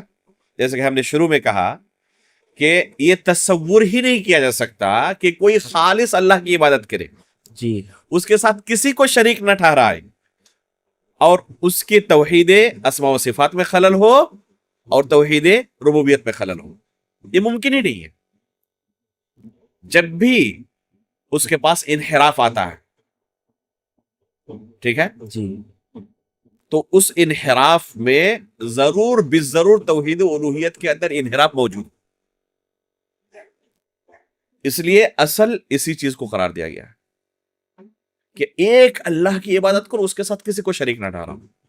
جب بندہ صرف ایک اللہ کی عبادت کرے گا، اس کے ساتھ کسی کو شریک نہیں ٹھہرائے گا، تو ممکن ہی نہیں ہے کہ اللہ رب العالمین کی ربوبیت کے اندر کسی کو شریک ٹھہرائے گا یا اسماء و صفات میں کسی کو شریک ٹھہرائے گا. یہ ممکن ہی نہیں ہے. اگر وہاں پر خلل ہے تو توحید الوہیت کے اندر یقیناً خلل ہوگا. اگر توحید ربوبیت کے اندر خلل ہے یا توحید اسماء و صفات کے اندر خلل ہے تو توحید الوہیت کے اندر بھی یقیناً خلل ہوگا. جی تو اصل ہے کیا کہ اللہ رب العالمین کی صرف عبادت کرے، اس کے ساتھ کسی کو شریک نہ ٹھہرائے. اور دوسری آیت میں اللہ رب العالمین نے کیا کہا، لِتَعْلَمُوا أَنَّ اللَّهَ عَلَى كُلِّ شَيْءٍ قَدِيرٌ وَأَنَّ اللَّهَ قَدْ أَحَاطَ بِكُلِّ شَيْءٍ عِلْمًا. یہ بھی ہماری تخلیق کا مقصد ہے. بہت سارے لوگ اس کو ذکر نہیں کرتے، بس اسی آیت کو ذکر کرتے ہیں، حالانکہ یہ آیت بھی ہے تخلیق کا مقصد بیان کرتی ہے. یہ آیت بھی ہماری تخلیق کا مقصد بیان کرتی ہے کہ ہم اللہ رب العالمین کے بارے میں جانیں، علم حاصل کریں. لِتَعْلَمُوا اللہ رب العالمین نے کہا، تو علم حاصل کرنا اللہ رب العالمین کے بارے میں یہ بھی ہماری تخلیق کا مقصد ہے. لہذا ہمیں اللہ رب العالمین کے بارے میں علم حاصل کرنا چاہیے اور اس کا جو مقام و مرتبہ ہے اسے جاننا چاہیے اور اسی مقام پر اسے فائز کرنا چاہیے. صرف جاننا کافی نہیں ہے، اس کے بعد توحید کیا ہے؟ الوہیت ضروری ہے. تو توحید ربوبیت اور توحید اسماء و صفات یہ دونوں قسمیں تقاضا کرتی ہیں توحید الوہیت کی. جی یہ دونوں قسمیں، یعنی جب ہم نے اللہ رب العالمین کو پہچان لیا، اس کے افعال کو تسلیم کر لیا کہ جو کچھ کائنات کے اندر ہو رہا ہے، ہماری تخلیق کس نے کی، ہمیں اتنی نعمتیں کس نے عطا کی، اس کائنات کو چلانے والا کون ہے، اتنے بہترین منظم شکل میں ربوبیت کا پورا اقرار کیا ہم نے، افعال اللہ کا اقرار کیا، اس کے ساتھ کوئی شریک نہیں اللہ رب العالمین کا. پھر اسماء و صفات کے بارے میں جب ہم نے اقرار کر لیا کہ اللہ رب العالمین علیم ہے، حکیم ہے، خبیر ہے، الرحمن ہے، الرحیم ہے، جتنے اللہ رب العالمین کے نام ہیں اور اللہ رب العالمین کی یہ صفات ہیں، اور ان میں اس کا کوئی شریک نہیں، اس کا کوئی شریک نہیں. جب ان دونوں توحید کی قسموں کا اعتراف بندہ کر لے تو کیا تقاضا کرتا ہے یہ دو قسمیں کیا تقاضا کرتی ہیں؟ یہ توحید کہ صرف اللہ کی عبادت کی جائے. خالق کل شیء فاعبدوہ. جی جب ہر چیز کا خالق وہی ہے تو عبادت بھی اسی کی کرو. تو توحید ربوبیت تقاضا کرتی ہے توحید الوہیت کی، توحید اسماء و صفات تقاضا کرتی ہے توحید الوہیت کی. کہ جب تم نے تسلیم کیا اس رب کو جس طرح قرآن اور حدیث کے اندر آیا ہے، تو عبادت اس کے علاوہ کسی دوسرے کی نہیں ہونی چاہیے، بس اسی کی عبادت ہونی چاہیے. تو پھر شیخ اس لیے اسی پر ترکیز کی جاتی ہے زیادہ. توحید اسماء و صفات کے بارے میں الگ الگ فضائل کیوں موجود ہیں جب یہ توحید الوہیت کے اندر شامل ہیں؟ نہیں، تقاضا کرتی ہے، ہم نے کہا اچھا تقاضا کر توحید الوہیت کا تقاضا کرتی ہے. جی توحید اسماء و صفات اور توحید ربوبیت یہ دونوں قسمیں تقاضا کرتی ہیں کہ عبادت صرف اللہ کی، اس کے ساتھ کسی کو شریک نہ کیا جائے. شیخ یہ توحید اسماء و صفات کے بارے میں اللہ کے نبی صلی اللہ علیہ وسلم کی ایک حدیث موجود ہے کہ من احصاہا دخل الجنہ. جی بالکل. بعض لوگ احصاہا سے یہ سمجھتے ہیں حفظ کر لیا تو جنت میں داخل ہو جائے گا. جی جی جی تو احصاہا کا مفہوم کیا ہے شیخ؟ بارک اللہ فیک. یہ حدیث صحیح بخاری کے اندر جی ان للہ عز وجل 99 اسما. جی کہ اللہ رب العالمین کے کتنے نام ہیں؟ 99 نام. بعض لوگ اس سے حصر بھی مراد لیتے ہیں، ہاں، لیکن 99 ذکر کیا اس لیے کہ 99 کا تذکرہ آیا تو بعض لوگ کیا کہتے ہیں کہ اللہ تعالیٰ کے صرف 99 ہی نام ہے، نہ اس سے کم نہ اس سے زیادہ. حالانکہ اسے پوچھا جائے کہ کون کون سے نام ہیں، قرآن اور حدیث کے اندر جو ثابت نام ہیں موجود اللہ کے وہ سب سے زیادہ ہیں. جی وہ سب سے زیادہ ہیں. تو خود قرآن و حدیث کے اندر اللہ کے ناموں کا بکثرت موجود ہونا سب سے زیادہ اس بات کی دلیل ہے کہ اس حدیث کا وہ مفہوم نہیں ہے جو ہمیں ظاہر میں لگ رہا ہے. اس حدیث کا صحیح مفہوم یہ ہے کہ اللہ رب العالمین کے نام بے شمار ہیں، ان میں سے جو 99 ناموں کا احصاء کرے گا، من احصاها دخل الجنہ، وہ جنت میں داخل ہوگا. ان بے شمار ناموں میں سے 99 ناموں کا احصاء کرے گا، جنت میں داخل ہوگا. اب احصاء کا معنی کیا ہے؟ جیسے کہ آپ نے کہا کہ اکثر و بیشتر لوگ یہی سمجھتے ہیں کہ حفظ کر لو جنت پہنچ جاؤ گے. یہ ایک ناقص تفسیر ہوگی. اگر کوئی یہ تفسیر کر رہا ہے من احصاها دخل الجنہ کی، تو جو اس حدیث کا معنی و مفہوم ہے اس کی یہ ناقص تفسیر ہے. اس کی صحیح تفسیر کیا ہے؟ اگر آپ دیکھیں یہ حدیث ہم نے کہا کہ صحیح بخاری کے اندر، صحیح بخاری کی جو شروحات ہیں ان کو اٹھائیں. اسی طرح عقیدے کی اکثر کتابوں کے اندر آپ کو یہ حدیث مل جائے گی، کیونکہ توحید سے متعلق حدیث ہے، توحید اسماء و صفات سے متعلق ہے. تو سلف نے اس حدیث کا کیا مفہوم بیان کیا، احصاء کا کیا معنی بیان کیا ہے؟ آپ کو متعدد تفسیریں ملیں گی، سلف کے یہاں متعدد تفسیریں ملیں گی احصاء کی. اگر ان تمام تفسیروں کو جمع کیا جائے اور خلاصہ نکالا جائے تو ہم کہہ سکتے ہیں کہ احصاء کے کل 4 معنی ہوتے ہیں. احصاء کے کل 4 معنی ہوتے ہیں. ایک ہے کہ اللہ رب العالمین کے جتنے نام ہیں ان میں سے 99 ناموں کو ہم کیا کریں؟ صحیح تلفظ کے ساتھ جانیں کہ اللہ رب العالمین کا یہ نام ہے، اس کا صحیح تلفظ جاننا، صحیح نطق کیا ہے، اس کا صحیح تلفظ کیا ہے. مثال کے طور پر احد اللہ رب العالمین کا ایک نام ہے. جی الواحد، الواحد القہار جس آیا ہے اللہ رب العالمین کا نام ہے. بعض لوگوں کو آپ پائیں گے وحید بھی اللہ کا نام ذکر کرتے ہیں، حالانکہ یہ نام موجود نہیں ہے. جی واحد ہے، اور دونوں کے تلفظ میں فرق ہے، لکھنے میں بھی فرق ہے یا نہیں؟ جی جی بعض لوگوں کا نام عبد الوحید پائیں گے، واحد اللہ کا نام آیا ہوا، وحید نہیں آیا ہوا. ٹھیک ہے.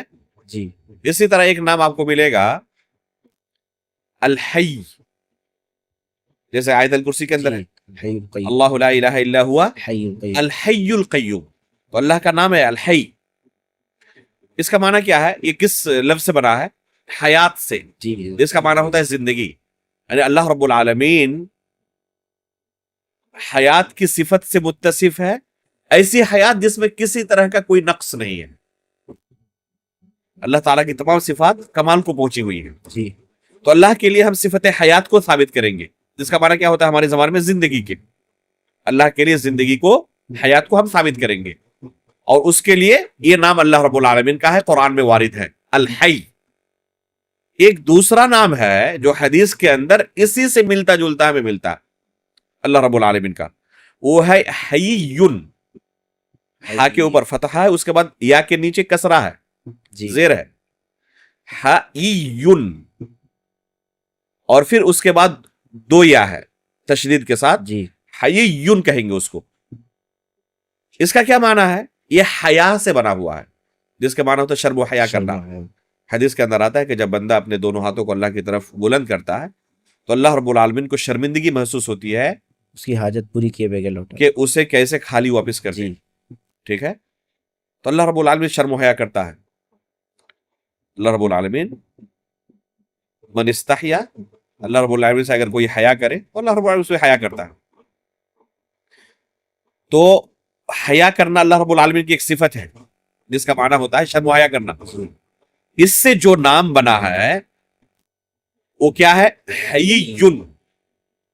اس کا معنی بالکل الگ، تلفظ بھی الگ. جی اور اسی سے ملتا جلتا الحی جو حیات سے بنا ہے، جس کا معنی زندگی کا ہوتا ہے. معنی کے اندر زمین و آسمان کا فرق، اور نطق کے اندر بھی فرق ہے، تلفظ کے اندر بھی کیا ہے؟ فرق ہے. تو اس صحیح نطق کو جاننا، صحیح تلفظ کو جاننا، یہ احصاء کے اندر شامل ہے. الستیر اللہ رب العالمین کا، یا الستیر، دو طرح پڑھا گیا اس کو، یہ صحیح نطق ہے اس نام کا. بعض لوگ کیا کہتے ہیں؟ الستار.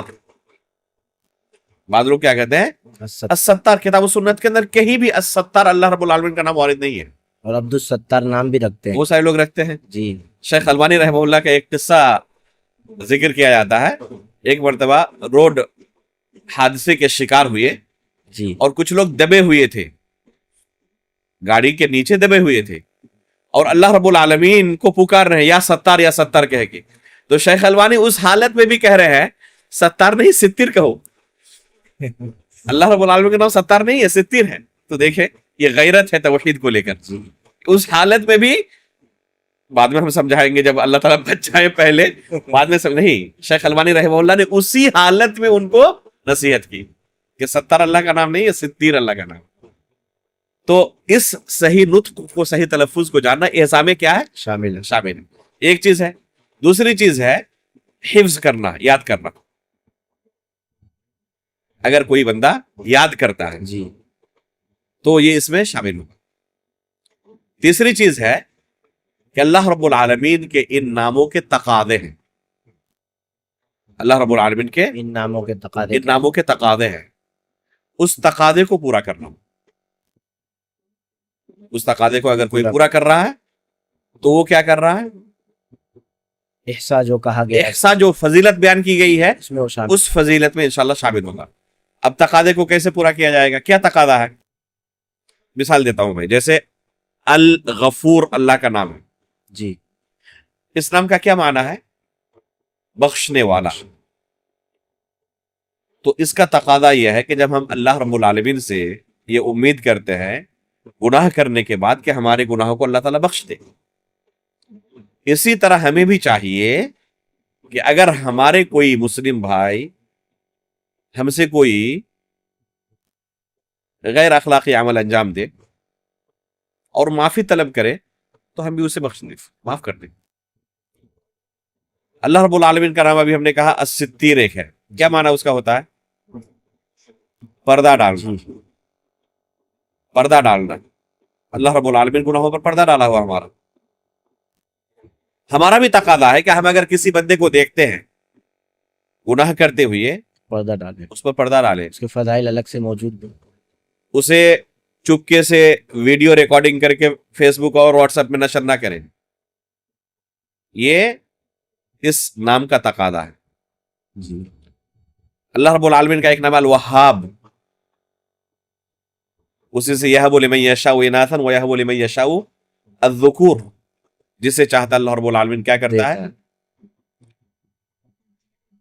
جسے چاہتا اللہ رب العالمین لڑکا عطا کرتا ہے، اور جسے چاہتا ہے بیٹی عطا کرتا ہے. اللہ رب العالمین بیٹی عطا کرتا ہے. تو یہ اللہ رب العالمین کی صفت ہے. اس نام کا کیا تقاضا ہے کہ جب بیٹا اور بیٹی اللہ رب العالمین ہی عطا کرتا ہے تو تقاضا ہے کہ ہم بیٹا اور بیٹی کس سے طلب کریں؟ اللہ رب العالمین. اللہ رب العالمین سے، اس کے علاوہ کسی سے نہ طلب کریں. اگر کوئی اللہ رب العالمین کے علاوہ کسی دوسرے سے طلب کرتا ہے تو اس نام کا تقاضا پورا نہیں کر رہا ہے. تو یہ جیسے اللہ کا لفظ ہے، الالہ اللہ کا نام ہے، معبود برحق، جی کیا تقاضا کرتا ہے یہ نام؟ اللہ کی عبادت کی جائے. اللہ کے علاوہ کسی کی عبادت نہ کی جائے. تو اس تقاضے کو پورا کرنا انتہائی اہم ہے. اگر کوئی ان تقاضوں کو پورا کرتا ہے تو من احصاها دخل الجنہ. جی اور ایک معنی جو مشہور آپ نے کہا شمار کرنا، تو شمار کرنا، یاد کرنا، صحیح نطق سے اسے جاننا اور اس کے تقاضوں کو پورا کرنا، اس طریقے سے اگر کوئی ان 99 ناموں کے ساتھ عمل کرتا ہے تو اس کے لیے فضیلت ہے من احصاها دخل الجنہ. جو ان ناموں کا احصاء کرے گا وہ جنت میں داخل ہوگا. اسی طرح سے اللہ تعالیٰ کے جتنے بھی اسماء ہیں ان سارے اسماء کی صفات بھی ہیں، اس وجہ سے کہ ایک طبقہ بولتا ہے کہ اللہ کے اسماء ہیں اور صفات سے اللہ تعالیٰ عاری ہے. جی اللہ رب العالمین ہدایت دے ان لوگوں کو. جی اہل سنت والجماعت کے یہاں ایک قاعدہ ہے، اسماء اللہ عز وجل اعلام و اوصاف، جی کہ اللہ رب العالمین کے جتنے نام ہیں نا وہ علم بھی ہیں اور ساتھ میں اس کے اندر جو معنی پایا جاتا ہے اللہ رب العالمین اس صفت سے متصف بھی ہے. اور یہ صرف اور صرف اللہ رب العالمین کے نام کے ساتھ خاص ہے. جی دنیا میں مخلوق کوئی ایک بھی آپ ایسا نہیں دکھا سکتے جس کے اندر یہ چیز موجود کہ اس کا جو نام ہے وہ نام کیا ہو، ساتھ میں وصفی معنی کا بھی تقاضا کرتا ہو اور دلالت کرتا ہو. مثال کے طور پر اب مخلوقات میں بہت سارے لوگوں کے پائیں گے نام ہے اکبر، جی اور وہ کسی بھی اعتبار سے اکبر نہیں ہے، جی ہر اعتبار سے اصغر ہے. اصغر. اور کچھ لوگوں کے نام اصغر ہیں لیکن بہت بڑے ہیں، بہت بڑا عہدہ ان کو ملا ہوا ہے اور پوری دنیا کے لوگ جانتے ہیں. جی کسی کا نام جمیل ہے اور انتہائی بدصورت ہے، کسی کا نام صابر ہے اور صبر کی کوئی صفت اس کے اندر نہیں، کسی کا نام مجاہد ہے اور انتہائی ڈرپوک ہے. یعنی صرف اللہ کے ساتھ خاص ہے. اگر ہو سکتا ہے کہ کسی کے اندر نام کی طرح صفت بھی اس کی ہو، پھر بھی اس کے اندر صفت وہ کیا ہوگی، ناقص ہوگی، کامل نہیں ہوگی. وہ صفت اس کے اندر ناقص ہوگی، کامل نہیں ہوگی. جیسے کسی کا نام بہادر ہے، جی حقیقت بہادر بھی ہے لیکن وہ ناقص صفت ہے. کسی کا نام رکھ دیا سمیع، دیکھنے والا، بصیر، سمیع سننے والا، بصیر دیکھنے والا، اور وہ دیکھتا بھی ہے ماشاءاللہ، اندھا نہیں ہے، بہرا نہیں ہے، سمیع ہے وہ، لیکن یہ صفت اس کے اندر کیا ہے، ناقص ہے. انتہائی محدود پیمانے پر اس کو یہ صفت حاصل ہے. اس کے اندر ہزاروں عیوب ہے، خلل ہے، نقص ہے. اللہ رب العالمین کی جتنی صفات ہیں وہ ساتھ میں کامل بھی ہے. تو نام علم بھی ہو اور ساتھ میں صفت بھی اس کے اندر پائی جائے، یہ صرف اللہ رب العالمین کے ساتھ خاص ہے. اللہ رب العالمین کے جتنے نام ہیں، الوہاب ہے، الحلیم ہے، الغفور ہے، العلیم ہے، الحکیم ہے، الرحمن ہے، الرحیم ہے، السمیع ہے، البصیر ہے، یہ تمام کے تمام اللہ تعالیٰ کے نام بھی ہیں اور ساتھ میں ان میں جو وصف پایا جاتا ہے اس وصف کو بھی تسلیم کرنا ضروری ہے. اگر کوئی نہیں کرتا تو اللہ رب العالمین کے اسماء و صفات کے باب میں جو مطلوب ہے اس سے اس تقاضے کو پورا نہیں کرتا ہے، انحراف کا شکار ہے. اسی طرح سے توحید اسماء و صفات کے باب میں لیسا کمثلہ شیء، جو یہ آیت کریمہ کا ٹکڑا ہے، اسے سب سے اہم شمار کیا جاتا ہے. جی بالکل، یہ وجوہات کیا توحید ہے؟ اسماء و صفات کے باب میں یہ آیت اصل کی حیثیت رکھتی ہے. لیس کمثلہ شیء وہو السمیع البصیر. بنیادی چیزیں کیا ہیں جس کی بنیاد پر اسے سب سے اہم شمار جی کیا جاتا اس سے بنیادی وجہ یہ ہے، وہ بنیادی چیز یہ ہے کہ آپ مخلوق سے اللہ رب العالمین کی تشبیہ نہیں دے سکتے. اللہ رب العالمین کی جتنی صفات ہے ان صفات میں آپ یہ نہیں کہہ سکتے کہ یہ صفت مخلوق کی طرح ہے. جیسے اللہ رب العالمین کی صفت ہے سننا، وہ السمیع البصیر کہا آگے نا فوراً. کہا جی اللہ کی صفت ہے دیکھنا. دیکھنا. آپ پائیں گے مخلوقات میں سے بے شمار مخلوقات میں یہ دونوں صفتیں پائی جاتی ہیں. اللہ نے ہمیں بھی سننے کی طاقت دی ہے، دیکھنے کی طاقت دی ہے، اور اللہ رب العالمین بھی سمیع اور بصیر ہے، دیکھنے اور سننے کی صفت سے متصف ہے. لیکن لیس کمثلہ شیء، ہم فوراً کہیں گے لیس کمثلہ شیء، اللہ رب العالمین کی طرح کچھ بھی نہیں ہے. لہذا ہم جب بھی کسی مخلوق کی کسی صفت کے بارے میں ہم کہیں گے کہ اسے یہ صفت ہے، تو اللہ رب العالمین کے لیے بھی اگر وہ صفت وارد ہو تو ہم کہیں گے اللہ رب العالمین کی وہ صفت ہے، لیکن دونوں صفتوں میں کوئی مشابہت نہیں، صرف نام ہی ایک ہے، قدر مشترک بس نام میں ہے. سننا اس کو بھی ہم کہیں گے جو ہم سن رہے ہیں، اور اللہ رب العالمین بھی سنتے ہیں تو اس کو بھی ہم سننا کہیں گے. بس نام کے اندر قدر اشتراک ہے، لیکن حقیقت میں کوئی مشابہت نہیں. حقیقت میں کوئی مشابہت دونوں کے اندر نہیں ہے. مثال کے طور پر سننے کی طاقت جو ہمیں حاصل ہے وہ کتنی محدود پیمانے پر ہے. جی بہت اونچی آواز میں کوئی بولے نہیں سن سکتے ہم، ہمارے کان کے پردے پھٹ جائیں گے. جی بہت پست آواز میں بولے ہم نہیں سن سکتے. ایک لمٹ ہے. ایک لمٹ ہے. اگر 4-5 لوگ ایک ہی ساتھ سوال کرنے لگے جی سمجھ پائیں گے کہ کس نے کیا کچھ پوچھا. جو حفظ کے اساتذہ ہوتے ہیں اگر 5-7 طلبہ کہیں کہ ہم ایک ساتھ سنائیں گے، ممکن ہے سب کا سن لے وہ نہیں. اور غلطی کرے تو سب کا ٹوک بھی دے؟ ممکن نہیں ہے. ما جعل اللہ لرجل من قلبین فی جوفہ، 2 دل اللہ نے کسی کو نہیں دیا ہے. 2 لوگوں کو نہیں سن سکتا انسان. ایک کو سنے گا، دوسرے کو کہ تھوڑی دیر بعد جب ان کا سوال ختم ہوتا ہے آپ کریں. تو انسان کے پاس سننے کی طاقت ہے لیکن کتنے محدود پیمانے پر. سننے کی طاقت تو ہے لیکن انتہائی محدود پیمانے پر اللہ نے اسے سننے کی طاقت دی ہے. اللہ رب العالمین کے پاس جو سننے کی طاقت ہے اس کا اندازہ لگائے سورۃ المجادلہ کی پہلی آیت سے، 28ویں پارے کے اندر قد سمع اللہ قول التی تجادلک فی زوجہا وتشتکی الی اللہ. عائشہ رضی اللہ تعالیٰ عنہ فرماتی ہیں کہ خولہ رضی اللہ تعالیٰ عنہ جب اللہ کے رسول صلی اللہ علیہ وسلم سے اپنے شوہر کی شکایت کر رہی تھی، ان کے شوہر نے زہار کیا ان کے ساتھ، جی میں وہیں بیٹھی ہوئی تھی قریب میں، لیکن اتنی پست آواز میں اللہ کے رسول کے ساتھ کانافوسی کر رہی تھی کہ قریب بیٹھے ہونے کے باوجود میں سمجھ نہیں پا رہی تھی کہ کیا بول رہی ہے. اللہ 7ویں آسمان سے سن. اور اللہ رب العالمین نے 7ویں آسمان کے اوپر سے سن لیا اور آیت نازل کر دی قد سمع اللہ قول التی تجادلک فی زوجہا. تو یہ ہے اللہ رب العالمین کے سننے کی طاقت. الا یعلم من خلق وهو اللطیف الخبیر.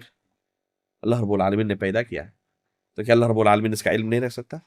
جی اللہ رب العالمین دلوں کے اندر کھٹکنے والی باتوں کو بھی جان علیم بدعت بذات الصدور. تو اللہ رب العالمین کے پاس جو سننے کی طاقت ہے اس کا کوئی موازنہ ہی نہیں مخلوق کے پاس جو سننے کی طاقت ہے اس کے ساتھ، کوئی مشابہت ہی نہیں. تو اسی کو کہا گیا لیس کمثلہ شیء. لیس کمثلہ شیء جو ہے تو اللہ رب العالمین کی جو صفات ہیں ان میں سے بے شمار صفات ایسی آپ کو ملیں گی جو مخلوق کے اندر بھی موجود ہے. کسی کے ذہن میں یہ شبہ نہ آئے کہ مخلوق کے پاس جو صفت ہے اللہ کی صفت بھی اسی طرح ہوگی. کسی کے ذہن میں یہ شبہ نہ آئے، اس لیے اللہ رب العالمین نے فرمایا لیس کمثلہ شیء.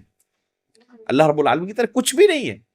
اس لیے تم کہہ ہی نہیں سکتے کہ اللہ رب العالمین اس طرح ہے اور اس طرح اس طرح ہے. کیف کے بارے میں اور مثل کے بارے میں اللہ رب العالمین کے بارے میں نہیں بیان کیا سکتا. نہ کیفیت اللہ کی بیان کیا سکتی ہے، نہ اللہ رب العالمین کی مثال دی جا سکتی ہے، اور نہ تشبیہ دی جا سکتی ہے.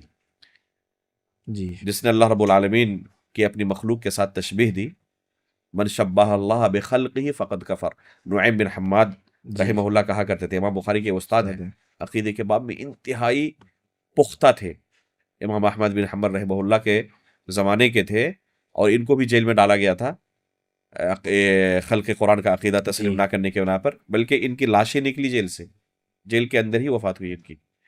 امام بخاری رحمہ اللہ نے اپنی صحیح کے اندر ان سے بعض حدیثیں ذکر کی ہیں، ٹھیک ہے۔ تو نعیم بن حماد رحمہ اللہ کی کیا فرماتے ہیں، من شبہ اللہ بخلقہ فقد کفر، اگر اللہ رب العالمین کی کسی نے تشبیہ دی اس کی مخلوق کے ساتھ، کافر ہو گیا وہ۔ تو یہ کفر ہے، کیونکہ لیس کمثلہ شیء کا انکار کر رہا، اس نے اس کو تسلیم نہیں کیا۔ جب تشبیہ دے دی تو اللہ رب العالمین کو لیس کمثلہ شیء مانا۔ جی اسی طرح لیس کمثلہ شیء کتنی اہم آیت ہے اور کتنا اہم قاعدہ اللہ رب العالمین نے بیان کیا ہے کہ کسی بھی اللہ کی صفت کے بارے میں انسان کو اگر اشکال ہو اور اس کی عقل وہاں تک رسائی نہ کر سکے کہ کیسے اللہ کی صفت ہو سکتی ہے یا اللہ رب العالمین کیسے اس کام کو کر سکتے ہیں، تو یہاں پر وہ جو اشکال اس کے ذہن میں آ رہا ہے وہ مخلوق کی وجہ سے اس کے ذہن میں اشکال آ رہا ہے، کیونکہ مخلوقات کو دیکھا ہوا ہے، جی کیونکہ وہ مخلوقات کو دیکھا ہوا ہے۔ جیسے اللہ رب العالمین عرش پر مستوی ہے، اور اللہ رب العالمین کے بارے میں اللہ کے رسول فرماتے ہیں ینزل ربنا تبارک و تعالی حین یبقی ثلث اللیل الاخر، اللہ رب العالمین رات کے آخری پہر آسمان دنیا میں نزول فرماتا ہے۔ اب کوئی مخلوق کو اپنے ذہن میں رکھ کر اللہ کے بارے میں سوچے کہ یہ کیسے ممکن ہے عرش پر بھی مستوی ہو، آسمان دنیا میں نزول بھی فرمائے، تو وہ اللہ رب العالمین کے بارے میں اشکال کیوں کر رہا ہے؟ کیونکہ اس کے ذہن میں مخلوق کی صفت ہے، جی اور مخلوق کی صفت ذہن میں لے کر وہ اللہ رب العالمین پر اعتراض کر رہا ہے۔ لیس کمثلہ شیء، اللہ رب العالمین کی طرف کچھ ہے ہی نہیں کہ تم اس کی تشبیہ دے کر اللہ رب العالمین کے بارے میں جو صفت وارد ہے اس کا انکار کرو۔ تو یہ حقیقت میں ڈاکٹر اسرار نے شیخ ایک جی کلپ یاد آئی جی کہ علامہ ابن تیمیہ رحمہ اللہ پر اعتراض کرتے ہیں کہ جی علامہ ابن تیمیہ رحمہ اللہ نے ینزل ربنا والی حدیث پر باقاعدہ اتر کر بتلایا کہ اللہ تعالیٰ اسے اترتا ہے۔ پہلی بات تو کیا ہم یہی کہیں گے اثبت العرش ثم انقش، ٹھیک ہے، جی پہلے تم ثابت کرو، اس کے بعد عرش کو پہلے ثابت کرو، اس کے بعد نقش کا مسئلہ آئے گا، ٹھیک ہے۔ تو پہلی بات کہ ابن تیمیہ رحمہ اللہ نے کہا اس کو آپ ثابت کریں۔ یہاں وہ تو شیخ الاسلام ابن تیمیہ رحمہ اللہ ایک عام انسان ہے، امت کے ایک بڑے عالم گزرے ہیں، اللہ کے رسول کی حدیث کو لے کر بعض لوگ اشکال پیدا کرتے ہیں۔ کون سی حدیث؟ رؤیت باری تعالی والی حدیث۔ جی اللہ کے رسول صلی اللہ علیہ وسلم نے کیا کہا کہ تم اللہ رب العالمین کو اسی طرح دیکھو گے جیسے چاند کو، 14ویں چاند کو جی دیکھتے ہو، ٹھیک ہے۔ هل تضامون فی رؤیتہ، کیا 14ویں کے چاند کو دیکھنے میں کسی طرح کی بھیڑ کا تمہیں احساس ہوتا ہے کہ بہت زیادہ بھیڑ تھی اس لیے ہم 14ویں کے چاند کو نہیں دیکھ سکے؟ کوئی کہے گا؟ تو جب اس چاند کو دیکھنے میں بھیڑ کی وجہ سے تمہیں کوئی پریشانی نہیں ہوتی تو اللہ رب العالمین کو بھی قیامت کے دن دیکھنے میں کوئی پریشانی نہیں ہوگی۔ تو اللہ کے رسول نے تشبیہ دی، جی تو بہت سارے لوگ کہتے ہیں کہ دیکھیں تشبیہ تو موجود ہے حدیث کے اندر، شیخ الاسلام کو چھوڑ دے۔ بعض لوگ اللہ کے رسول کی حدیث سے اس باطل عقیدے کے لیے دلیل پکڑنے کی کوشش کرتے ہیں کہ دیکھیں تشبیہ تو وہاں بھی موجود ہے، تو آپ تشبیہ سے کیوں روکتے ہیں؟ تو کیا کہیں گے ہم؟ یہاں حقیقت میں اللہ رب العالمین کی مخلوق کے ساتھ تشبیہ نہیں دی گئی ہے، جی چاند کے ساتھ تشبیہ نہیں دی گئی ہے، بلکہ دیکھنے کی تشبیہ دیکھنے کے ساتھ دی گئی ہے، اور یہ دیکھنا کس کی صفت ہے؟ مخلوق کی صفت ہے۔ تو مخلوق کے ایک صفت کی تشبیہ مخلوق کی دوسری صفت کے ساتھ دی گئی ہے، اللہ کی تشبیہ چاند کے ساتھ نہیں دی گئی ہے۔ تو حقیقت میں یہ لوگ جو زبردستی کا استدلال کرنے کی کوشش کرتے ہیں اور تشبیہ کو ثابت کرتے ہیں تو یہ ناکام کوشش ہے۔ سلف صالحین کا اس بارے میں اتفاق ہے، اجماع ہے کہ اللہ رب العالمین کی طرح کچھ نہیں ہے، اللہ رب العالمین کے ساتھ مخلوق کی تشبیہ نہیں دی جا سکتی، اللہ رب العالمین کی کیفیت کو نہیں بیان کیا سکتا۔ اس لیے امام مالک رحمہ اللہ کے پاس جب اس شخص نے سوال کیا تھا کہ اللہ رب العالمین عرش پر کیسے مستوی ہے، کیف استوى، تو کیا کہا تھا امام مالک رحمہ اللہ نے؟ الاستواء معلوم والکیف مجہول۔ استوا تو معلوم ہے کیونکہ اللہ رب العالمین نے کہا ہے قرآن میں الرحمن علی العرش استوى، یہ تو معلوم ہے، لیکن کیفیت مجہول ہے۔ اللہ رب العالمین نے اس کیفیت کے بارے میں ہمیں نہیں بتایا، اس لیے ہم نہیں بیان کر سکتے۔ اس لیے اللہ رب العالمین کی صفت کے بارے میں کیف لفظ سے، کیسے لفظ سے سوال نہیں ہو سکتا، یہ باب بند ہے۔ کیوں بند ہے؟ لیس کمثلہ شیء کی وجہ سے۔ جی تو یہ انتہائی اہم آیت ہے اسما و صفات کے باب میں جتنے مشبہہ ہیں سب کا دروازہ اس آیت نے بند کر دیا ہے. اور جو معطلہ ہے آگے کا ٹکڑا آیت کا ان کا دروازہ بند کر دیتا ہے. وہو السمیع البصیر. جی معطلہ کیا کرتے ہیں؟ اللہ تعالیٰ کی صفات کا انکار کر دیتے ہیں، اسما کا انکار کر دیتے ہیں. آگے والے ٹکڑے میں ان پر رد اور مشبہہ پر پہلے والے ٹکڑے میں رد. تو یہ آیت ایسی جامع آیت ہے کہ اسما و صفات کے باب میں جتنے گمراہ فرقے ہیں سب پر رد بھی ہو جاتا ہے اور اہل سنت والجماعت کے عقیدے کو ثابت بھی اس آیت سے ایک دم کما حقہ ہو جاتا ہے. تو اس وجہ سے کہتے ہیں کہ یہ آیت اسما و صفات کے باب میں اصل کی حیثیت رکھتی ہے. ناظرین، یہ اہل حدیث ہند چینل پر پہلا پوڈ کاسٹ تھا جو توحید کے موضوع پر تھا. الحمدللہ یہ اختتام پذیر ہوا. آپ تمام ناظرین سے گزارش ہے کہ اس چینل پر جڑے رہیں. انشاءاللہ مزید پوڈ کاسٹ آپ کے حوالے کیا جائے گا. جزاکم اللہ خیراً.